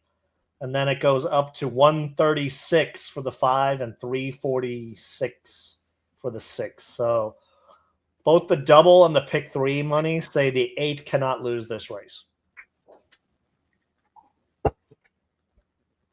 Well, the 8's been a beaten favorite before, so I'm not too scared about that. And that's fine. I have the 8 in my pick 3. So here's my pick 3. I cave banded, so I'm 6-5-8. And I went 6-8-5 in my preference too. So we have the same horses. And then what? And then the last I'm 2-3-8. And who do you have in the last? I in order went 5-8-4-1. We were very different, other than the chalk in the last leg. Wow, we got everybody. Yes, I'm out, but I was very different in the last leg. Anyone have any opinions there in the last leg? because I might need to pivot and do some double coverage here. And we need to put a community ticket together here because we're the same in this leg, but very different in the next. So I almost feel like we need to narrow here and spread in the last. Yeah. What do you think of that? We might have to, yes. All right, let's see. Hold on. Let me go. Let's see how the doubles. Let's look at the doubles in the nightcap, Ciaran. See if anyone's taking sneaky money. And it's still a little early, but Okay, fair enough. Yeah, but I mean, we can look off the jump right now. John Metcalf's even money imputed odds on optics, but you're right, it is very early. Although, I mean, 8 to the 8 is $19. 18 now. That's not horrible. We've seen worse. Well, but I mean, 8's your third choice, right? Yeah, Well, second choice. But I mean, I was looking for reasons. I mean, like we went over earlier, I didn't think the horse should be even money. You're 685, right, Ciaran? Yeah. Okay. 685, and I am. Oh no, in the last leg. No, in this leg going forward. This leg, I was 685 is how I. And then the backup ticket was the 1-7, but the 1 scratched. So I am, you're 685, and I am 658. So same 3 horses, same top pick, right? The 6. Correct. And then we have the 5 and the 8. So we could look at doubles, but now the question is the last leg were very different. Yeah, but we usually don't disagree. I would say at a minimum, the fact that we agreed that 6 was our top choice, that should be our, because we're getting paid a little bit more. So whatever we do, it's 6 with something else in the next leg for sure. 6 in this leg to the next, right? Yes. I agree. Yes. Yeah, I mean, we may as well hammer. Just look at the 6 to all the horses we mentioned because we're so different. Yeah, I mean, because we would Who's do. the only horse we have that's the same, the favorite, right? The 8. So who do you have in the last leg? You've got 1. I have 1. Hold on. Sorry. So in the last leg on my all turf. 1, 2, 3, 6, 8. And in my pick 3, I just have 2, 8, 3. All right. And on mine, I'm the horse that you don't have that I have. I have 5 as my top pick and 4. So, yeah, between us, we have 7 horses. Why the 4? First time starter with Ayuso up? Let me see. Going long on turf? When I was screwing up my races and talking earlier, but the reason I used that horse was. I mean, I like your 5 way better than the 4. This is the debut horse for Phil. He let Kimura go to the 5 or the 10, which is why I upgraded both of those horses. But Toss a Phil horse. So you would downgrade the 4 then, right? No, but Toss a Phil horse, because I lost all turf with this same combination a week or so ago. So Toss. With a first time starter going long on turf, I find that very hard to believe. I would usually never. I mean, Phil's stats are horrendous. 8%, debut turf, 6%. But Ayuso has been winning for Phil, which I never. He's cost me some tickets not using him with Phil. That's not a reason to use a horse. Like, I mean, yeah, he cost us a ticket when he had that route horse cutting back and sprinting. But like, this is a first time starter. Did you the workouts good? Like anyone have any info on the 4 horse? I'm gonna look up some stats while we're doing this. Oh, the Damsinola Gray, who's freaking awesome. She was unbelievable. You're right. I actually wrote about this horse in detail. I did one of Ciaran's favorite things. I wrote a novel and then I X'd the horse. Yeah, that's usually what happens. Because and the reason that came up was Frank was like, we were out. I don't know what we were doing. He's like, I got to do my write up. Oh no, we were at the contest at Del Mar. He's like, I got to do my write up. I'm like, hey, make it easy. Don't write 4 hours on one horse and then make it an X. Just and then make it an X. X. But the next day, he wrote a novel on it. I can't help myself, man. I can't help myself. I just can't do it. I think I write more about the horses I don't like because I have to convince myself why I don't like them.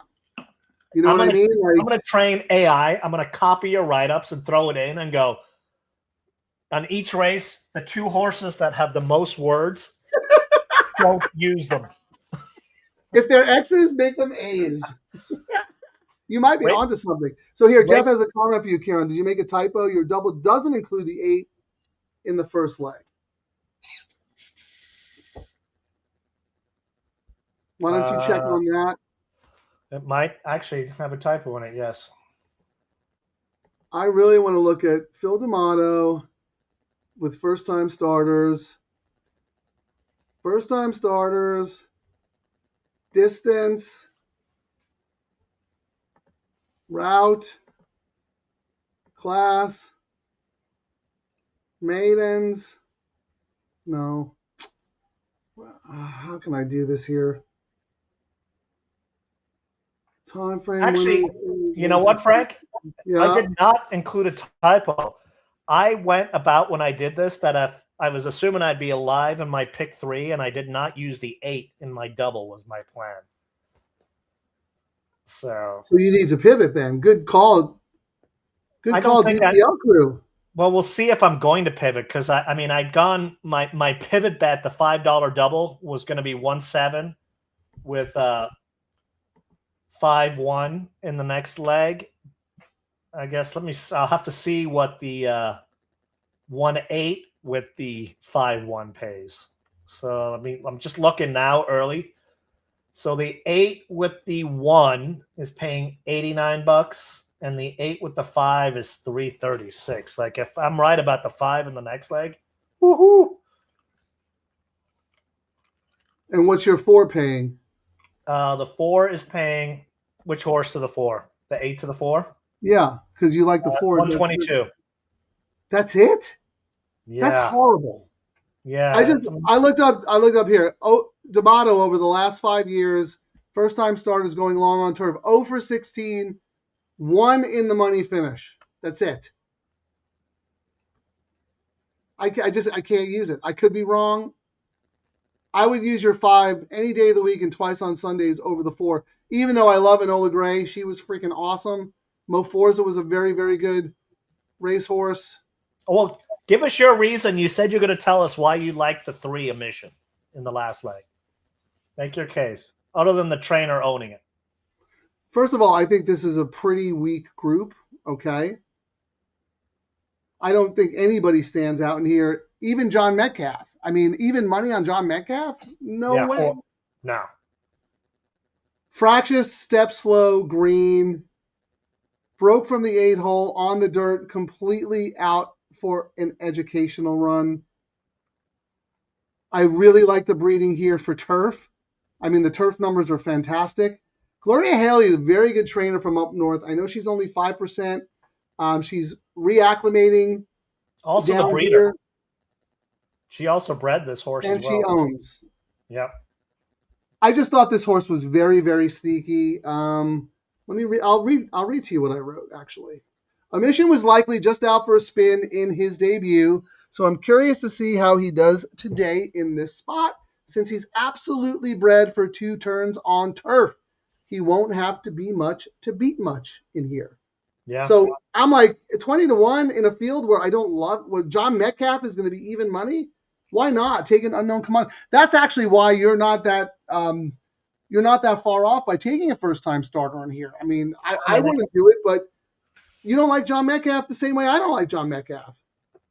I will say, I mean, if you're really convinced that the chalk to the chalk, the 8 to the 8 is $19 right now, I don't think it'll drop much more. So 10 times. I think it will drop much more. If you did a $50, you'll get in 10 times, you're making $190. That's, I mean, it's not crazy for $50, 4 times your money with a 3-2 to an even money horse. Would you agree? Not crazy money. Not crazy, but you have to love both of them. Yeah, and I don't. I'm not against someone making that bet. Believe me, we've seen. No, that that's what I'm saying. But if someone's out there, we talk about people diss some of these chalky chalk races, but you're getting paid a little bit more than you normally would. If you really like the chalk, bet the chalk. But you have to love it. All right, we got 10 minutes. Let's do a DTL bet. See if we can get Larry here. Let's just start here, Ciaran, with the same horse we have on top, and that's the 6. So let's look at the 6 too. And I'm not saying we have to bet all these horses, but my horses, what did I have? 1, 2, 3, 6, 8. 1, 2, 3. And Ciaran, who are you horses? 1, 4, 5, 8. 1, 4, 5. Wow, we were really all over. All right. Well, we both have the 1 and we both have the 8. Correct. So let's start with the 6-1. 6-1, $304. That's pretty good. And what about the 6-8? 91. That's not bad either, actually. No, that's really good. I mean, I loved my $20 double that I had planned on doing with the 1, 4, 5, 8 because 1 is 304, 4 is 299, 5 is 510, 8 is 92. I mean, those are healthy pays. I mean, it might be Frank. What is the 5, Ciaran? I'm sorry, I'm writing it down. I'm going to tell you, Frank. We 6, both 5. 6-5 is 510. When I'm looking at these pays, Frank, I almost think the fact that we like the 6, we can get away with doing a $5 double, 6 with all except the favorite, the 8, if that makes sense. Yep, and then come back and do a $15 double 6 with 8. Yeah, or something like that, because the lowest pay we're getting with the 6 with all the other ones is $311, and the 6 with the 8 is paying $90. So we could come back and do $15 double, 6 with 90, and it pays us $270, and we're not spending action on the horse we both like. Okay, so hold on. $5 double, 6 with all. Except the 8. So we're doing. No, well, you can use the 8. We'll just do it. We'll do 10 instead of 15. Okay, with all. Yeah, so 5 with all. Can you put this in while I type $10 double? Because I don't think my bankroll can handle this. $10 I'm gonna start double. keeping track because the last 4 races I've blown out. I'm like, why is my account? Oh yeah, Yeah, you're the numbers guy. Keep a spreadsheet. Yeah. We did have it up to 1,200 until you decided to get drunk and play Turfway. No, it was all our other ones. All right, so we're doing a $5 double, 6 with all, and that $10 is double, 6 with 8. $45. And then what are we coming back with? $10 double, 6 with 8. So we'll have a $15 double, 6, 8. Correct. All right, and then I think we should do a $5 double again, 6-1, since we both have the 1. Because that's $300. We'd have it twice, and it's we both have the 1. I have them. I mean, that was my pivot bet, but sure. Well, we don't have to. I mean, it's no. 5 with 6 with a 1. You were 6-1 with 1, 4, 5, 8, and I was 6 with 1, 2, 3, 6, 8. Correct. So I think we have to play the 1 multiple times.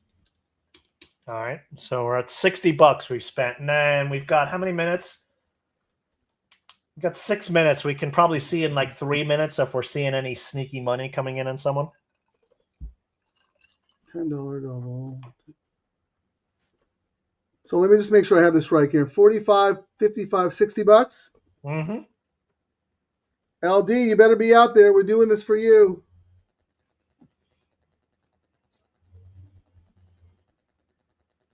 All right, Tippy needs the 5 in the last as well. Anybody else alive to anything? Anyone want to start anything? Now, Frank, something we probably need to think about is you had the 5 as a or a B, right? In this race? The one that Hira hopped off? Yes. So we probably need to we don't want to spread as much as we did, but we probably need to use the 5 somehow on a bet as well, I think. Well, we could do 5 with the 2 horses we both like in the next. 5 with 1-8. All right. Well, what are they paying? 5 with 1. I'm throwing my bet in here, so I don't. All right, forget. here I can look. DTL crew, what do we got? 5 with 1, 152. 5 with 2, 135. 5 with 3, 1,000. Jeez. 5 with 6, 237. 5 with 8, only 40. Ciaran's 5 with 4, 138 and 5. I mean, they're not that spectacular, but I have them written down if you want to. Yeah, I mean the 5 with 8 is 5 with 1. I mean, we kind of have that. 5 with 1 is 154. Yeah, not great. 5 with your 3 is $1,000.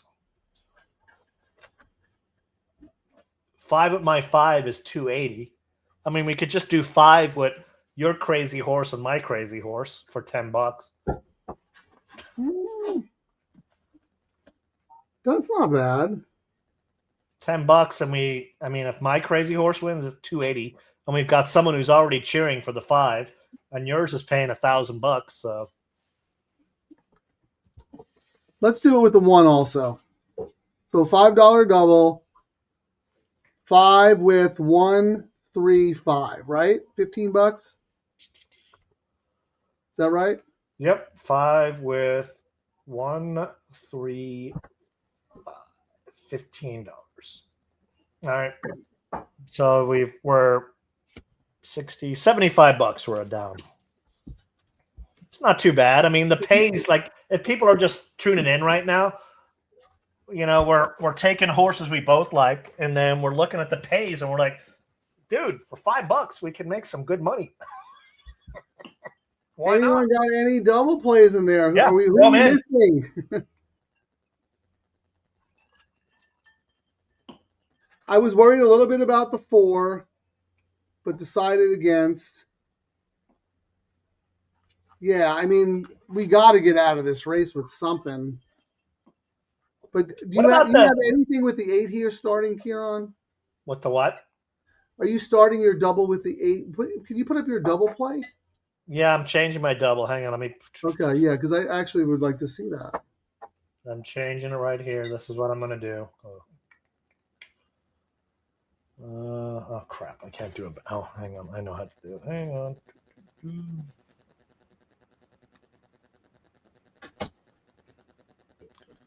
File.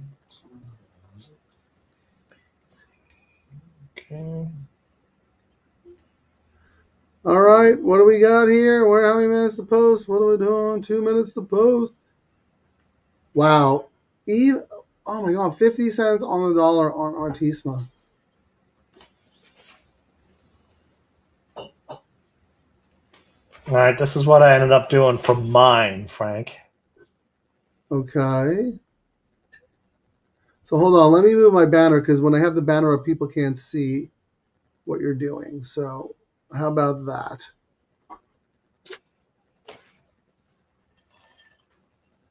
Why are you blocking the whole screen? Can't see our faces. Mm-hmm. It's just the way it comes up. I don't know why. Well, anyway, take a screenshot of this, ladies and gentlemen. Ciaran's low takeout, $5 late double. 6 with 5, 8, 4, 1. 5 with 5, 8, 4, 1. And then the 1, 8 with 5, 1. Okay, so you are using the 8. Yeah, I'm just trying to get away with. I mean, if the 1, getting 8, your money back, right? Yeah, I mean, I just don't. I'm using the chalk in here and prices in the next because the chalk is just not worth it for me. I think it's not worth it, Ciaran. It's not worth it because you would have to love Artisma and love John Metcalf, and you don't. In fact, you kind of dislike them. I dislike them both. Like I really liked. I mean, I really liked the 5 in the last leg. I kid you not. When I And we talked about this earlier. Last show, someone said, Ciaran, start handicapping backwards. And I was like, no, that's what I was doing at Del Mar. And somehow I got away from it when we were doing the all turf. I would start, my handicapping on the first leg of the all turf. So for today's card, I handicap backwards. This was the first race I looked at, and I was like, yikes, spread race.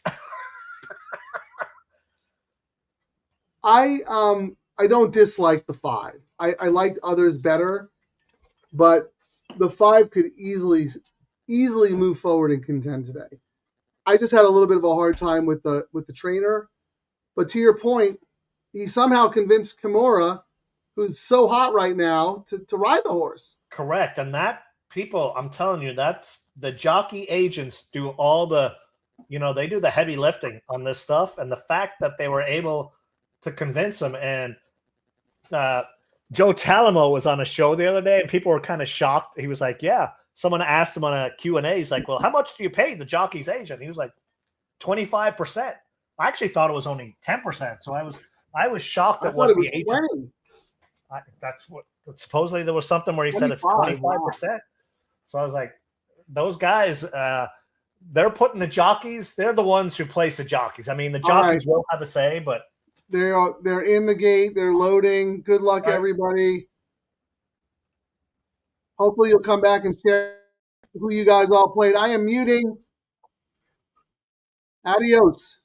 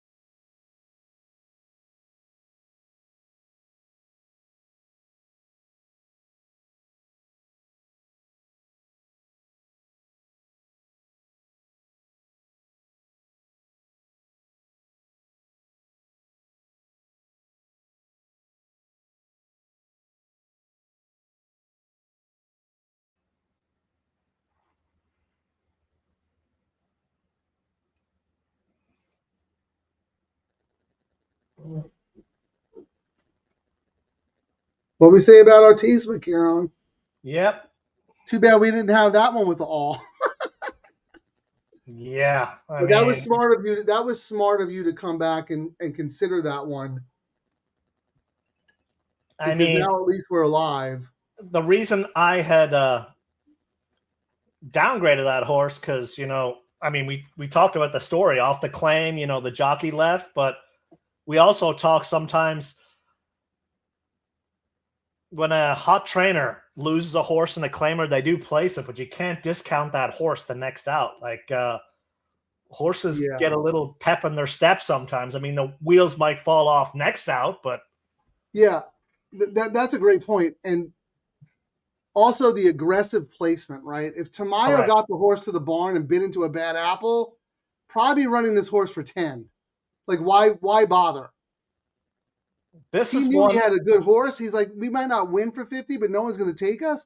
But get a piece of the purse, and then we'll drop next time, win for 25, and someone will claim it. Now he's like, oh, man, now we got options. This is going to be an interesting, like, if you make your notes, see if he gets to keep the horse or someone claimed it, and who claimed it. Like, it would be interesting.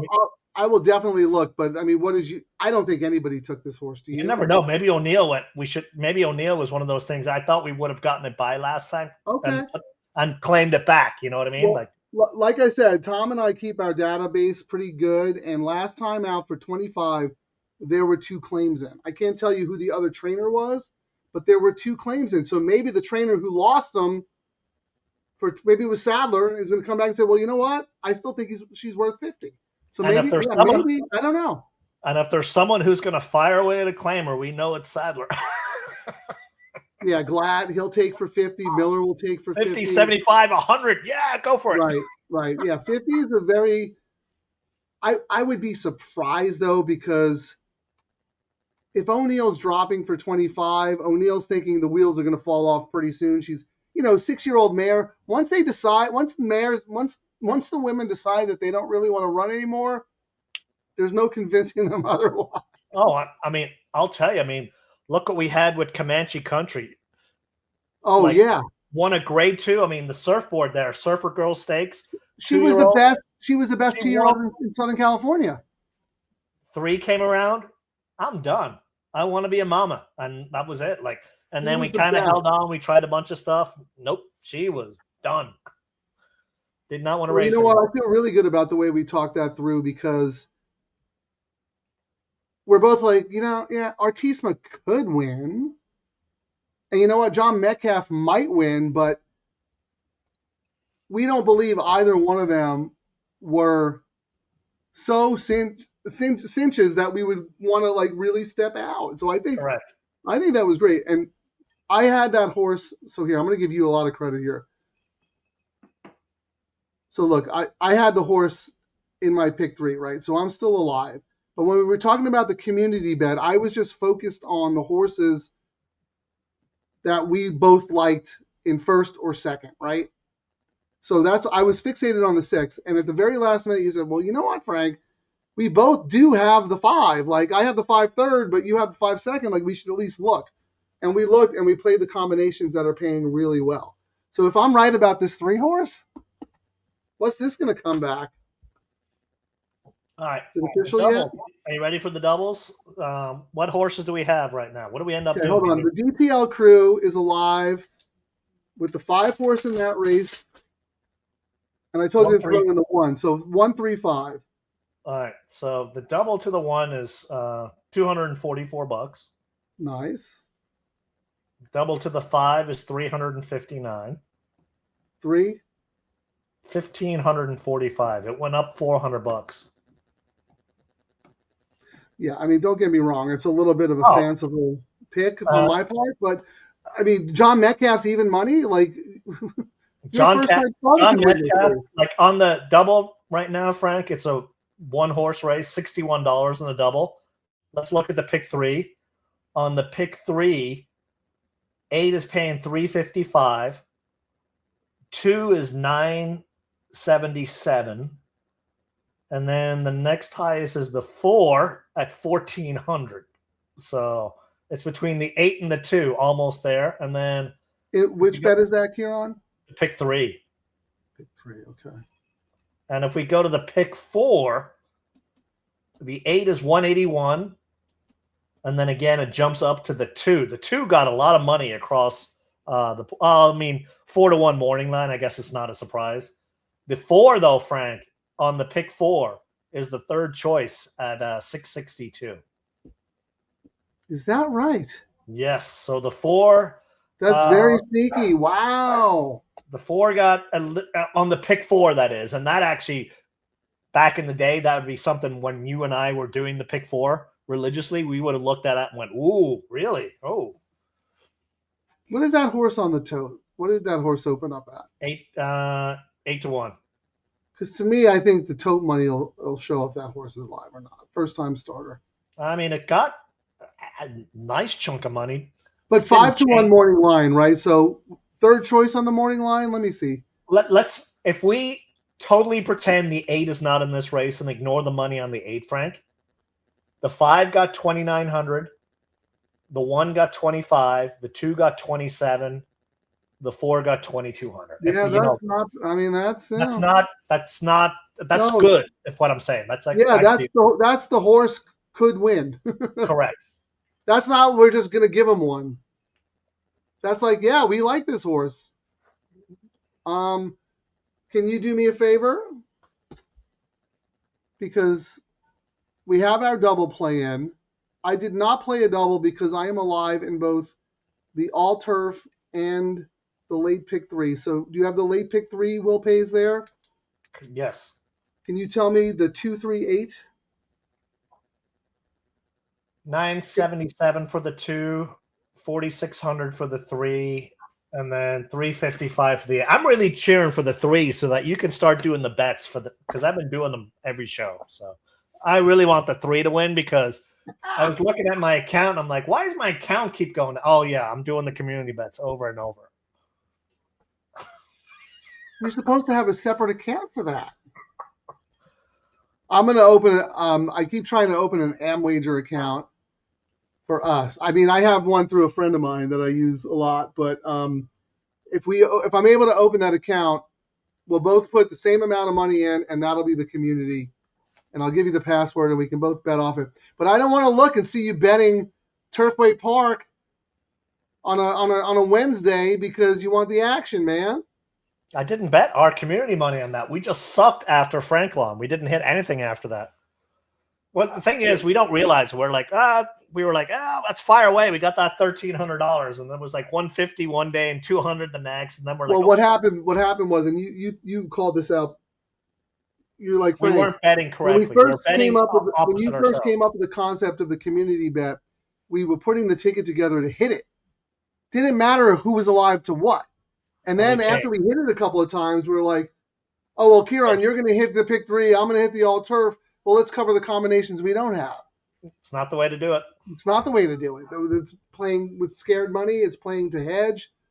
All right. So Dan is alive to the 8. Don't have a lot. Well, what is the 5 on the win? You got to bet the 5 on the win.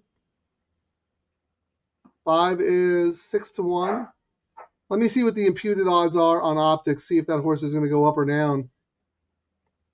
I think that's kind of the right price, actually. I thought 15-1 was stupid, just like you guys did. But the imputed double odds are 21-1, so you might get some drift on that.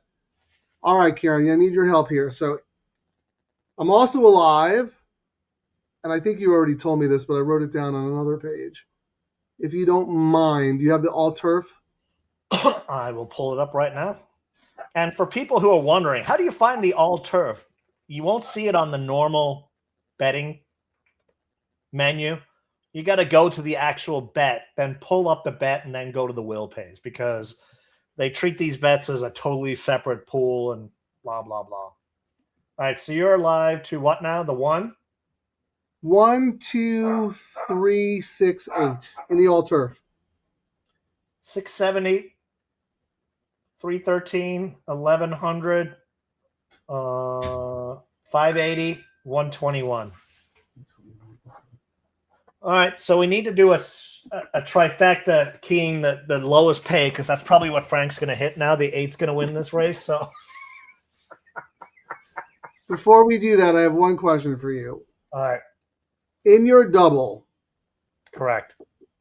Which horse is the best that we all have? The crew, me, and you. Is there one horse that all 3 tickets have? Probably the 8. The 8. The favorite. We probably have the favorite on everything. We don't. No, we don't have it on the community ticket. On the community. On our community, we're live to. Yeah. We want the 3. What are you alive to personally in your double again? I was actually just looking through because I was looking through at our community bet, and then I was like, I guess I'm looking right now. So I think you're 145.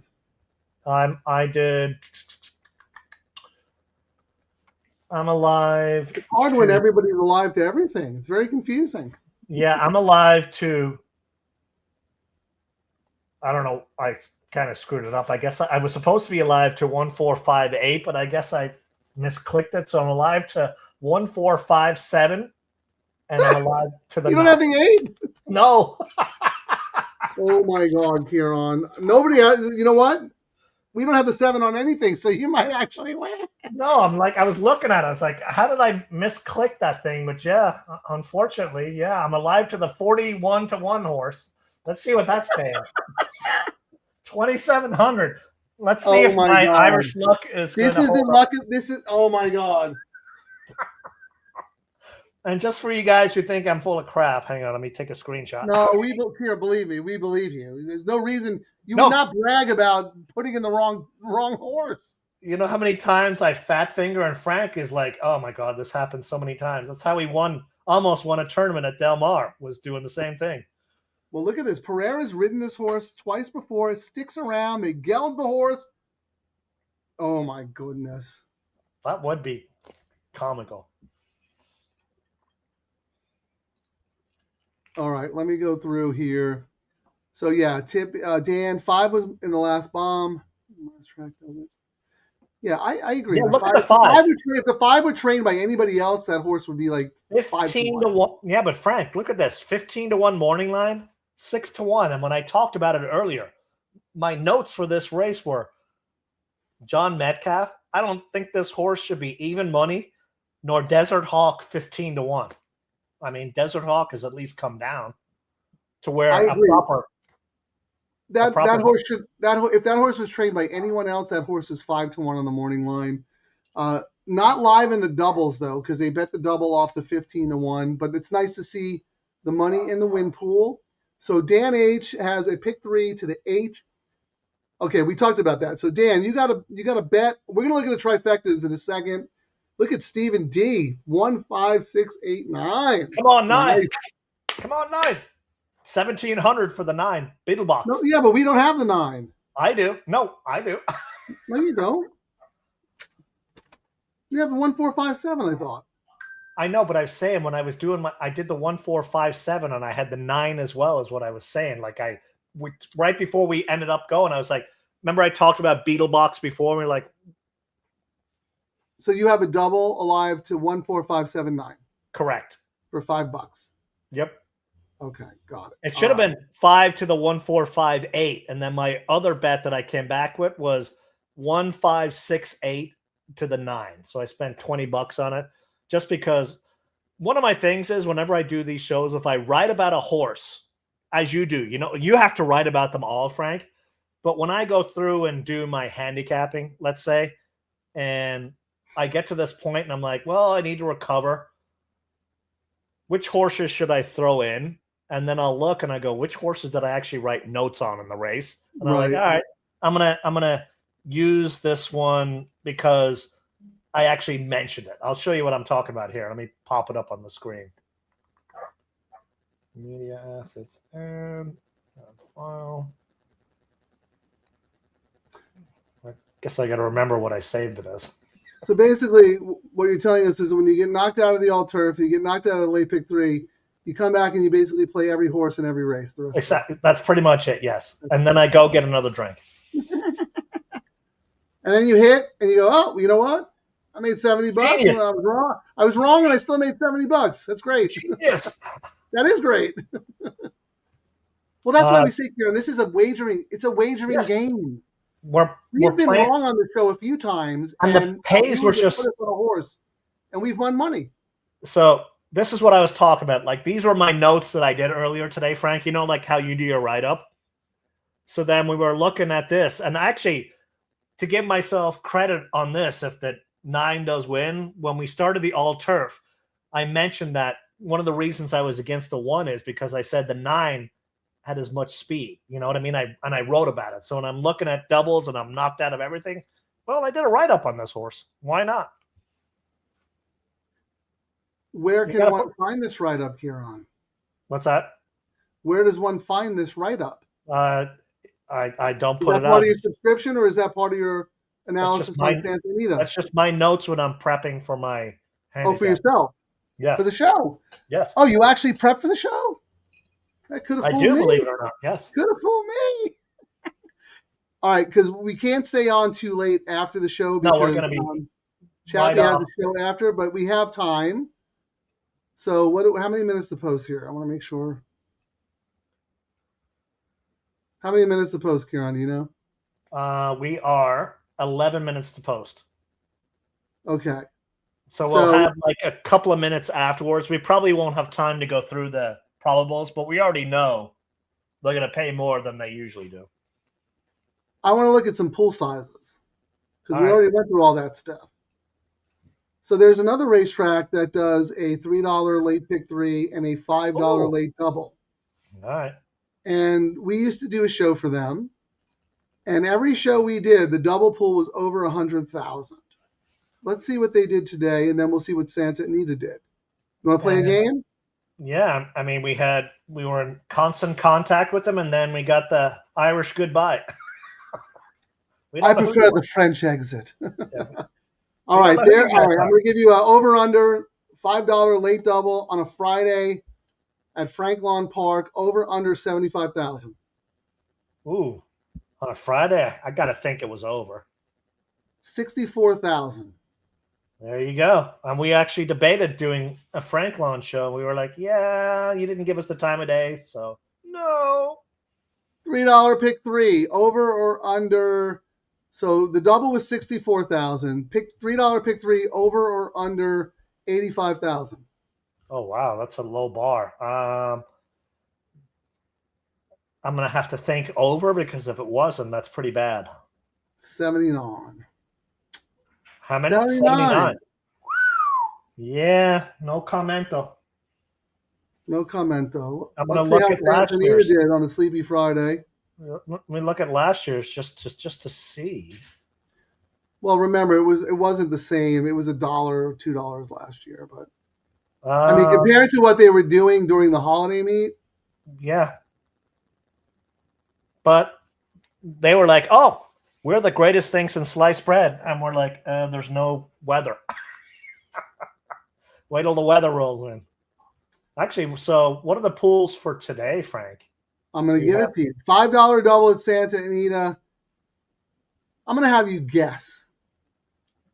Today? It's somewhere between 140 and 180. Oh, for the double? You got the double pool already today? Ooh, Yeah. Probably a lot of people like me who did not bet that on the horse. I'm going to say higher. No, between 140 and 180. Oh, hold on. Pick a number. Between 140 and 180. 155. Double did 167 today. Ah. How good is that? On a Friday with this card with what people think is a logical. What did Artisma go off at? Even money? See, they were listening and following us. We all beat Artisma. This is interesting, though. Pick 3 between 140 and 190. It's always more. And the fact that the double was that much, I'm going to have to say 188. You will be as surprised as I am. Only 140. Lower than the double. We hardly see that. That's I'm trying to figure out why. Wow. Because of maybe that 4 or 5 horse field at Latitude. Oh, that's why. People singled Latitude, got knocked out, and came back and had to play the double. Correct. Which is what we tell everyone. Like, you got to, when you place the races like they place them, you can juice all the pools. People were like, oh, this is going to chalk out. I'm going to go single Latitude. Blant, blant. So that pool was only 140. I'm a little surprised by that. So last year, Frank, out and they go, oh, man, we got to come back and play the double. Last year, the double 167,000. Last year, the double was 83,000, Frank, on Friday. And last year, the pick 3 was 85,000. 83 and 85? Correct. Last year? Yep. DTL crew in the house. Yep. Give low takeout bets and they will bet it. Froggy, we did. We supported Oaklawn Park to show them how valuable it is to spread the word and market the $3 late pick 3 and the $5 late constant contact with them. And we grew their pool astronomically because we keep records. We did 5 shows last year during the holiday meet for Oaklawn. Every double pool was over 100,000. They're not even coming close to that. They're not marketing the bet. But hey, we got contests with 12 people in them. And 3 people have 2 entries. And they don't fail, so they don't even give you the top prize. Santa Anita has been supporting the players. They have given us a platform to help spread the word, to help educate players, to have a community of guys and gals just like us who want that old school racetrack parimutuel feeling where we believe that our handicapping and our wagering acumen can beat the guy next to you. We believe that. Ciaran goes to bed every night going, I'm going to crush Frank tomorrow. Yep. He sucks. He's got nothing. I go to bed going, oh, Ciaran's going to bet Irish Rebel. Let's see if he gets lucky. Yeah. And he ran last today. Although I will say my mind was all about tomorrow. So if you guys have nothing to do, you got to watch your ADW. So I'll be up in the big leagues tomorrow. Welcome to the TV, the big leagues. No radio for you. Got it. I'm very glad that you're studying hard and you're preparing for Tom's show. But if you want to be elite in this world, you have to do both. You can't cut the DTL crew and me. You can't be talking about downhill races on Saturday as part of today's late pick 3, dude. Come on. Don't let the pressure get to you. This ain't your first rodeo. And here, Froggy Mushroom, I agree. Oaklawn Park has the ability to be an elite racetrack. An elite, one of the best. You know who's going to take their mantle, Frank, if they give us low takeout bets? Turf Paradise. Weather, not an issue. Give us low takeouts, Turf Paradise. We will come. Anywhere with low takeout, high minimums, we will support. We showed it. Poor Delta Downs. They wanted to do something nice. They want to do something nice for the horse players. You know what? Crushed. 10% low takeout on every wager. Everything must go. Our prices are insane. You know what happened? Churchill Downs goes, oh, there was a glitch in our ADW and Delta's canceled today. And then what happened after that? Delta goes, you know what? No more. We're not. They had 4 more days scheduled, Ciaran. 4 more. And the day before is when they put a press release out without even announcing it. So anyone out there who thinks that a Twin Spires TS is doing something nice for the horse players because of the whole tournament thing, please do not believe it. Please do not believe it. They do nothing that is in the interest of the horse players. They only do things that are in their own self-interest. If you want to play tournaments, play on ExpressBet. They've been the market leader for how many years? I mean, from the jump. Eons. The market leader from the jump. All the loyal, smart, sharp tournament players play there. Santa Anita innovates with these low takeout wagers to try and give it to us. All right, let's move on because Larry wants to talk about Gold Phoenix. LD in the house. Did you get the DTL wager? Because we're alive. I hope you did. We're just going to Mancuso who? What? I mean, we always have to deal. He's talking about tomorrow, too. Yeah, we always got to worry about the other Phil in a race, but I don't think. Mancuso's in a different race. He's asking 2 questions, Ciaran. First, right. What is the strategy for the jock to win on Gold Phoenix?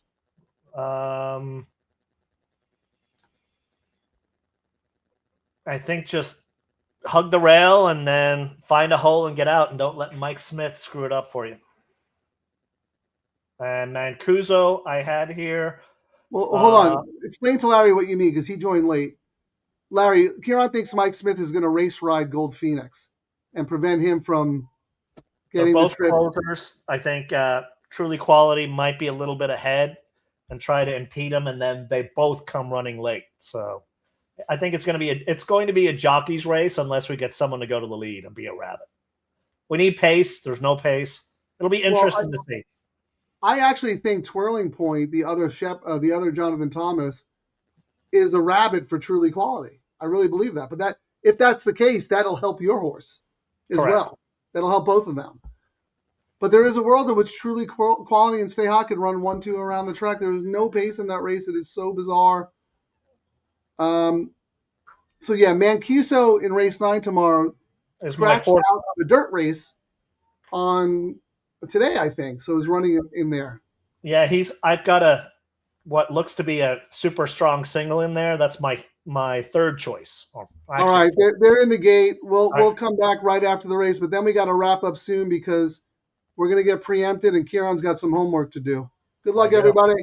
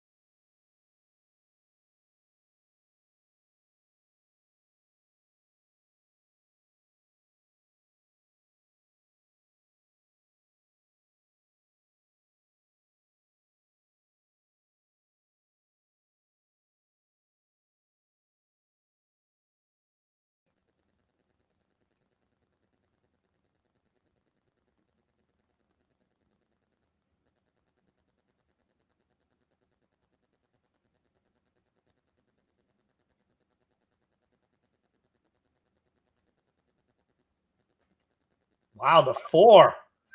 Too late.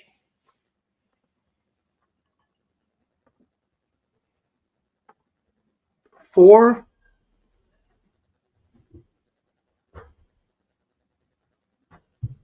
You're supposed to say, Frank, oh my God. You hit. Oh, that was the big one, right? What did that No, one? not the biggest. 850. That's still I not too think bad. that was the all turf. Congratulations. Oh wait, that's the crappy one. I gotta get I rid did of that. not have the late pick 3, but the all turf.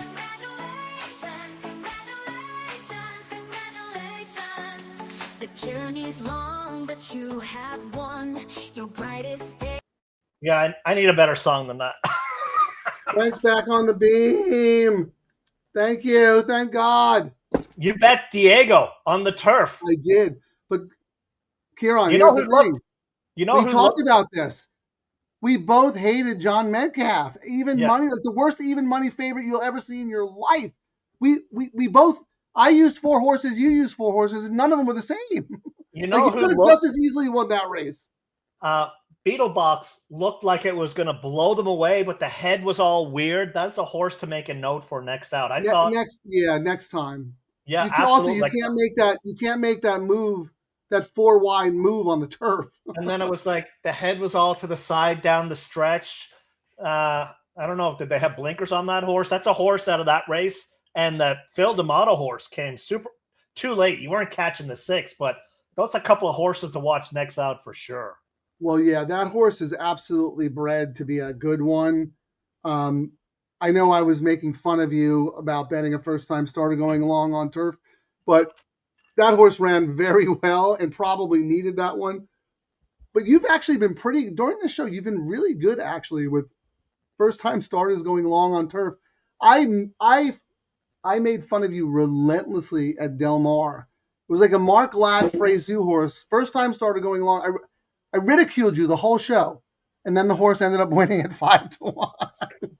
Sometimes, I mean, as we keep telling people, this is a very expensive business. It's not like back in the day where some of these trainers, I mean, would take a couple of races, some of them even 3 or 4, like Drysdale, you know what I mean? Like they just slowly work the horse in, and not anymore. It's like, you got to win. Owners are like, pay me my money. Yeah, but that being said, Ciaran, it's hard. This is like the hardest thing to do is to get a horse to win first-time starter going along on turf. I mean, it's just. Did you have this in the? It's so hard. You had this in the double or the all turf, Frank? Which one? The all turf. The all turf. All right. We look right. I think now. I wrote it down right. No, I'm just looking to see now. I think that was a decent-ish one. I think it was 580. How about Tippy right here, my man? 1,300 Nice. pick 3, 244 daily double. Great job, double treble. Wow, I wish I had the late pick 3 instead of the all turf. Thank you, Terry. Go, Frankie. Yeah, 580, Frank. But I mean, the money 580. showed that it was not a crazy horse. I mean, it was paying less. I mean, Karen, than we keep saying like we're waiting for that big. It's all just not. turf. We Granted, need to- the first horse was everybody's single, right? But then that Drysdale horse, I mean, that was a good price. And then what did this horse go off at? I need to get Nate into a corner and go, tell the racing secretary, put an 8K claimer on turf as your first race on turf. Down the hill. But I mean, there's Yeah, precedent. this horse was 15-1. I mean, this should have paid so much more. Yes, I mean, the thing is, as we said, like once the pick 3 at Del Mar started paying, you know, a couple of them started paying big, everyone started playing them, and then it just grows on itself. I don't know if we'll have time. I told Chappie to call me when he was ready to go live. Can we just do the all turf parlay real quick? Yes. Because I think that's so light. So race 4, 420. May not be as light as we think. Right, with horses that paid. Okay, I'm sorry, 420. With $19. So 420, right? Correct. 19 and so We've it's not just got 15-1. official yet. We've not gone official for the last leg yet. Oh, Okay. it's gone official on 3180. 37. How much? Yeah, 3180. Yeah. How does this not pay more? Yeah, that is actually. I mean, it might pay more than the parlay, but it should pay 15 times more. 3180, you said? Yeah. Calculate $3 win parlay, 420, 19, and 3180. Horror, 951. Yeah, I'm telling you, I don't understand it. I think because everyone hammered the 4 in the first leg. And You know what? You're right. They hammered in the first leg, spread, and they still made. That's the first time we've seen. The 4 such was a large- single, and everyone went all, and it only cost them whatever. Well, we got 2 more minutes. Let's just look at the pick 3. That'll give us a really good idea. Oh, the pick 3 is great. It's 1,300. $19. calculate. Hold on. Calculate a $3 win parlay with horses that paid. Go ahead. $19 Okay. with $8. Beating an odds-on favorite. And 3180. Yeah, 3180. Also beating a heavily bet. No, 1,800. And what did it end up paying? Paid Tippy said 13. 27. No, the pick 3 paid 27.77. Paid 50% more in the pick 3, Frank. Oh, maybe he had the turf twice. Yes. What did double pay? Double paid 350. All right, Chappie's starting Right. in 5 minutes. Thank you, DTL crew. We love you. Appreciate everything you do. Probably not going to do anything tomorrow. We'll do a recording of the today, so Ciaran will be at the track. Maybe he'll give us a surprise at the paddock. Who knows? We'll see. Yep, I'll be on Quigley's show at 11:20. You can watch it on Santa Anita. My picks suck today because hopefully they don't suck tomorrow. Tom will really not invite me back for a long time. Yeah, if you want to know Ciaran's picks from Monday, tune into Tom's show tomorrow on Saturday because clearly the dude can't get the days right. There's going to be rain on Monday. No racing on Monday is what my prediction is. We'll be Ciaran, back we're Sunday, all though. rooting for you, man. Do the DTL crew proud. This ain't your first rodeo, man. I know you're going to crush it. All right, thanks for watching, everybody. We'll see you on Sunday. Get out, get up, go home. Thanks for watching, everyone. Remember to like and subscribe to Double Trouble Live on YouTube. Get out, get up, get paid.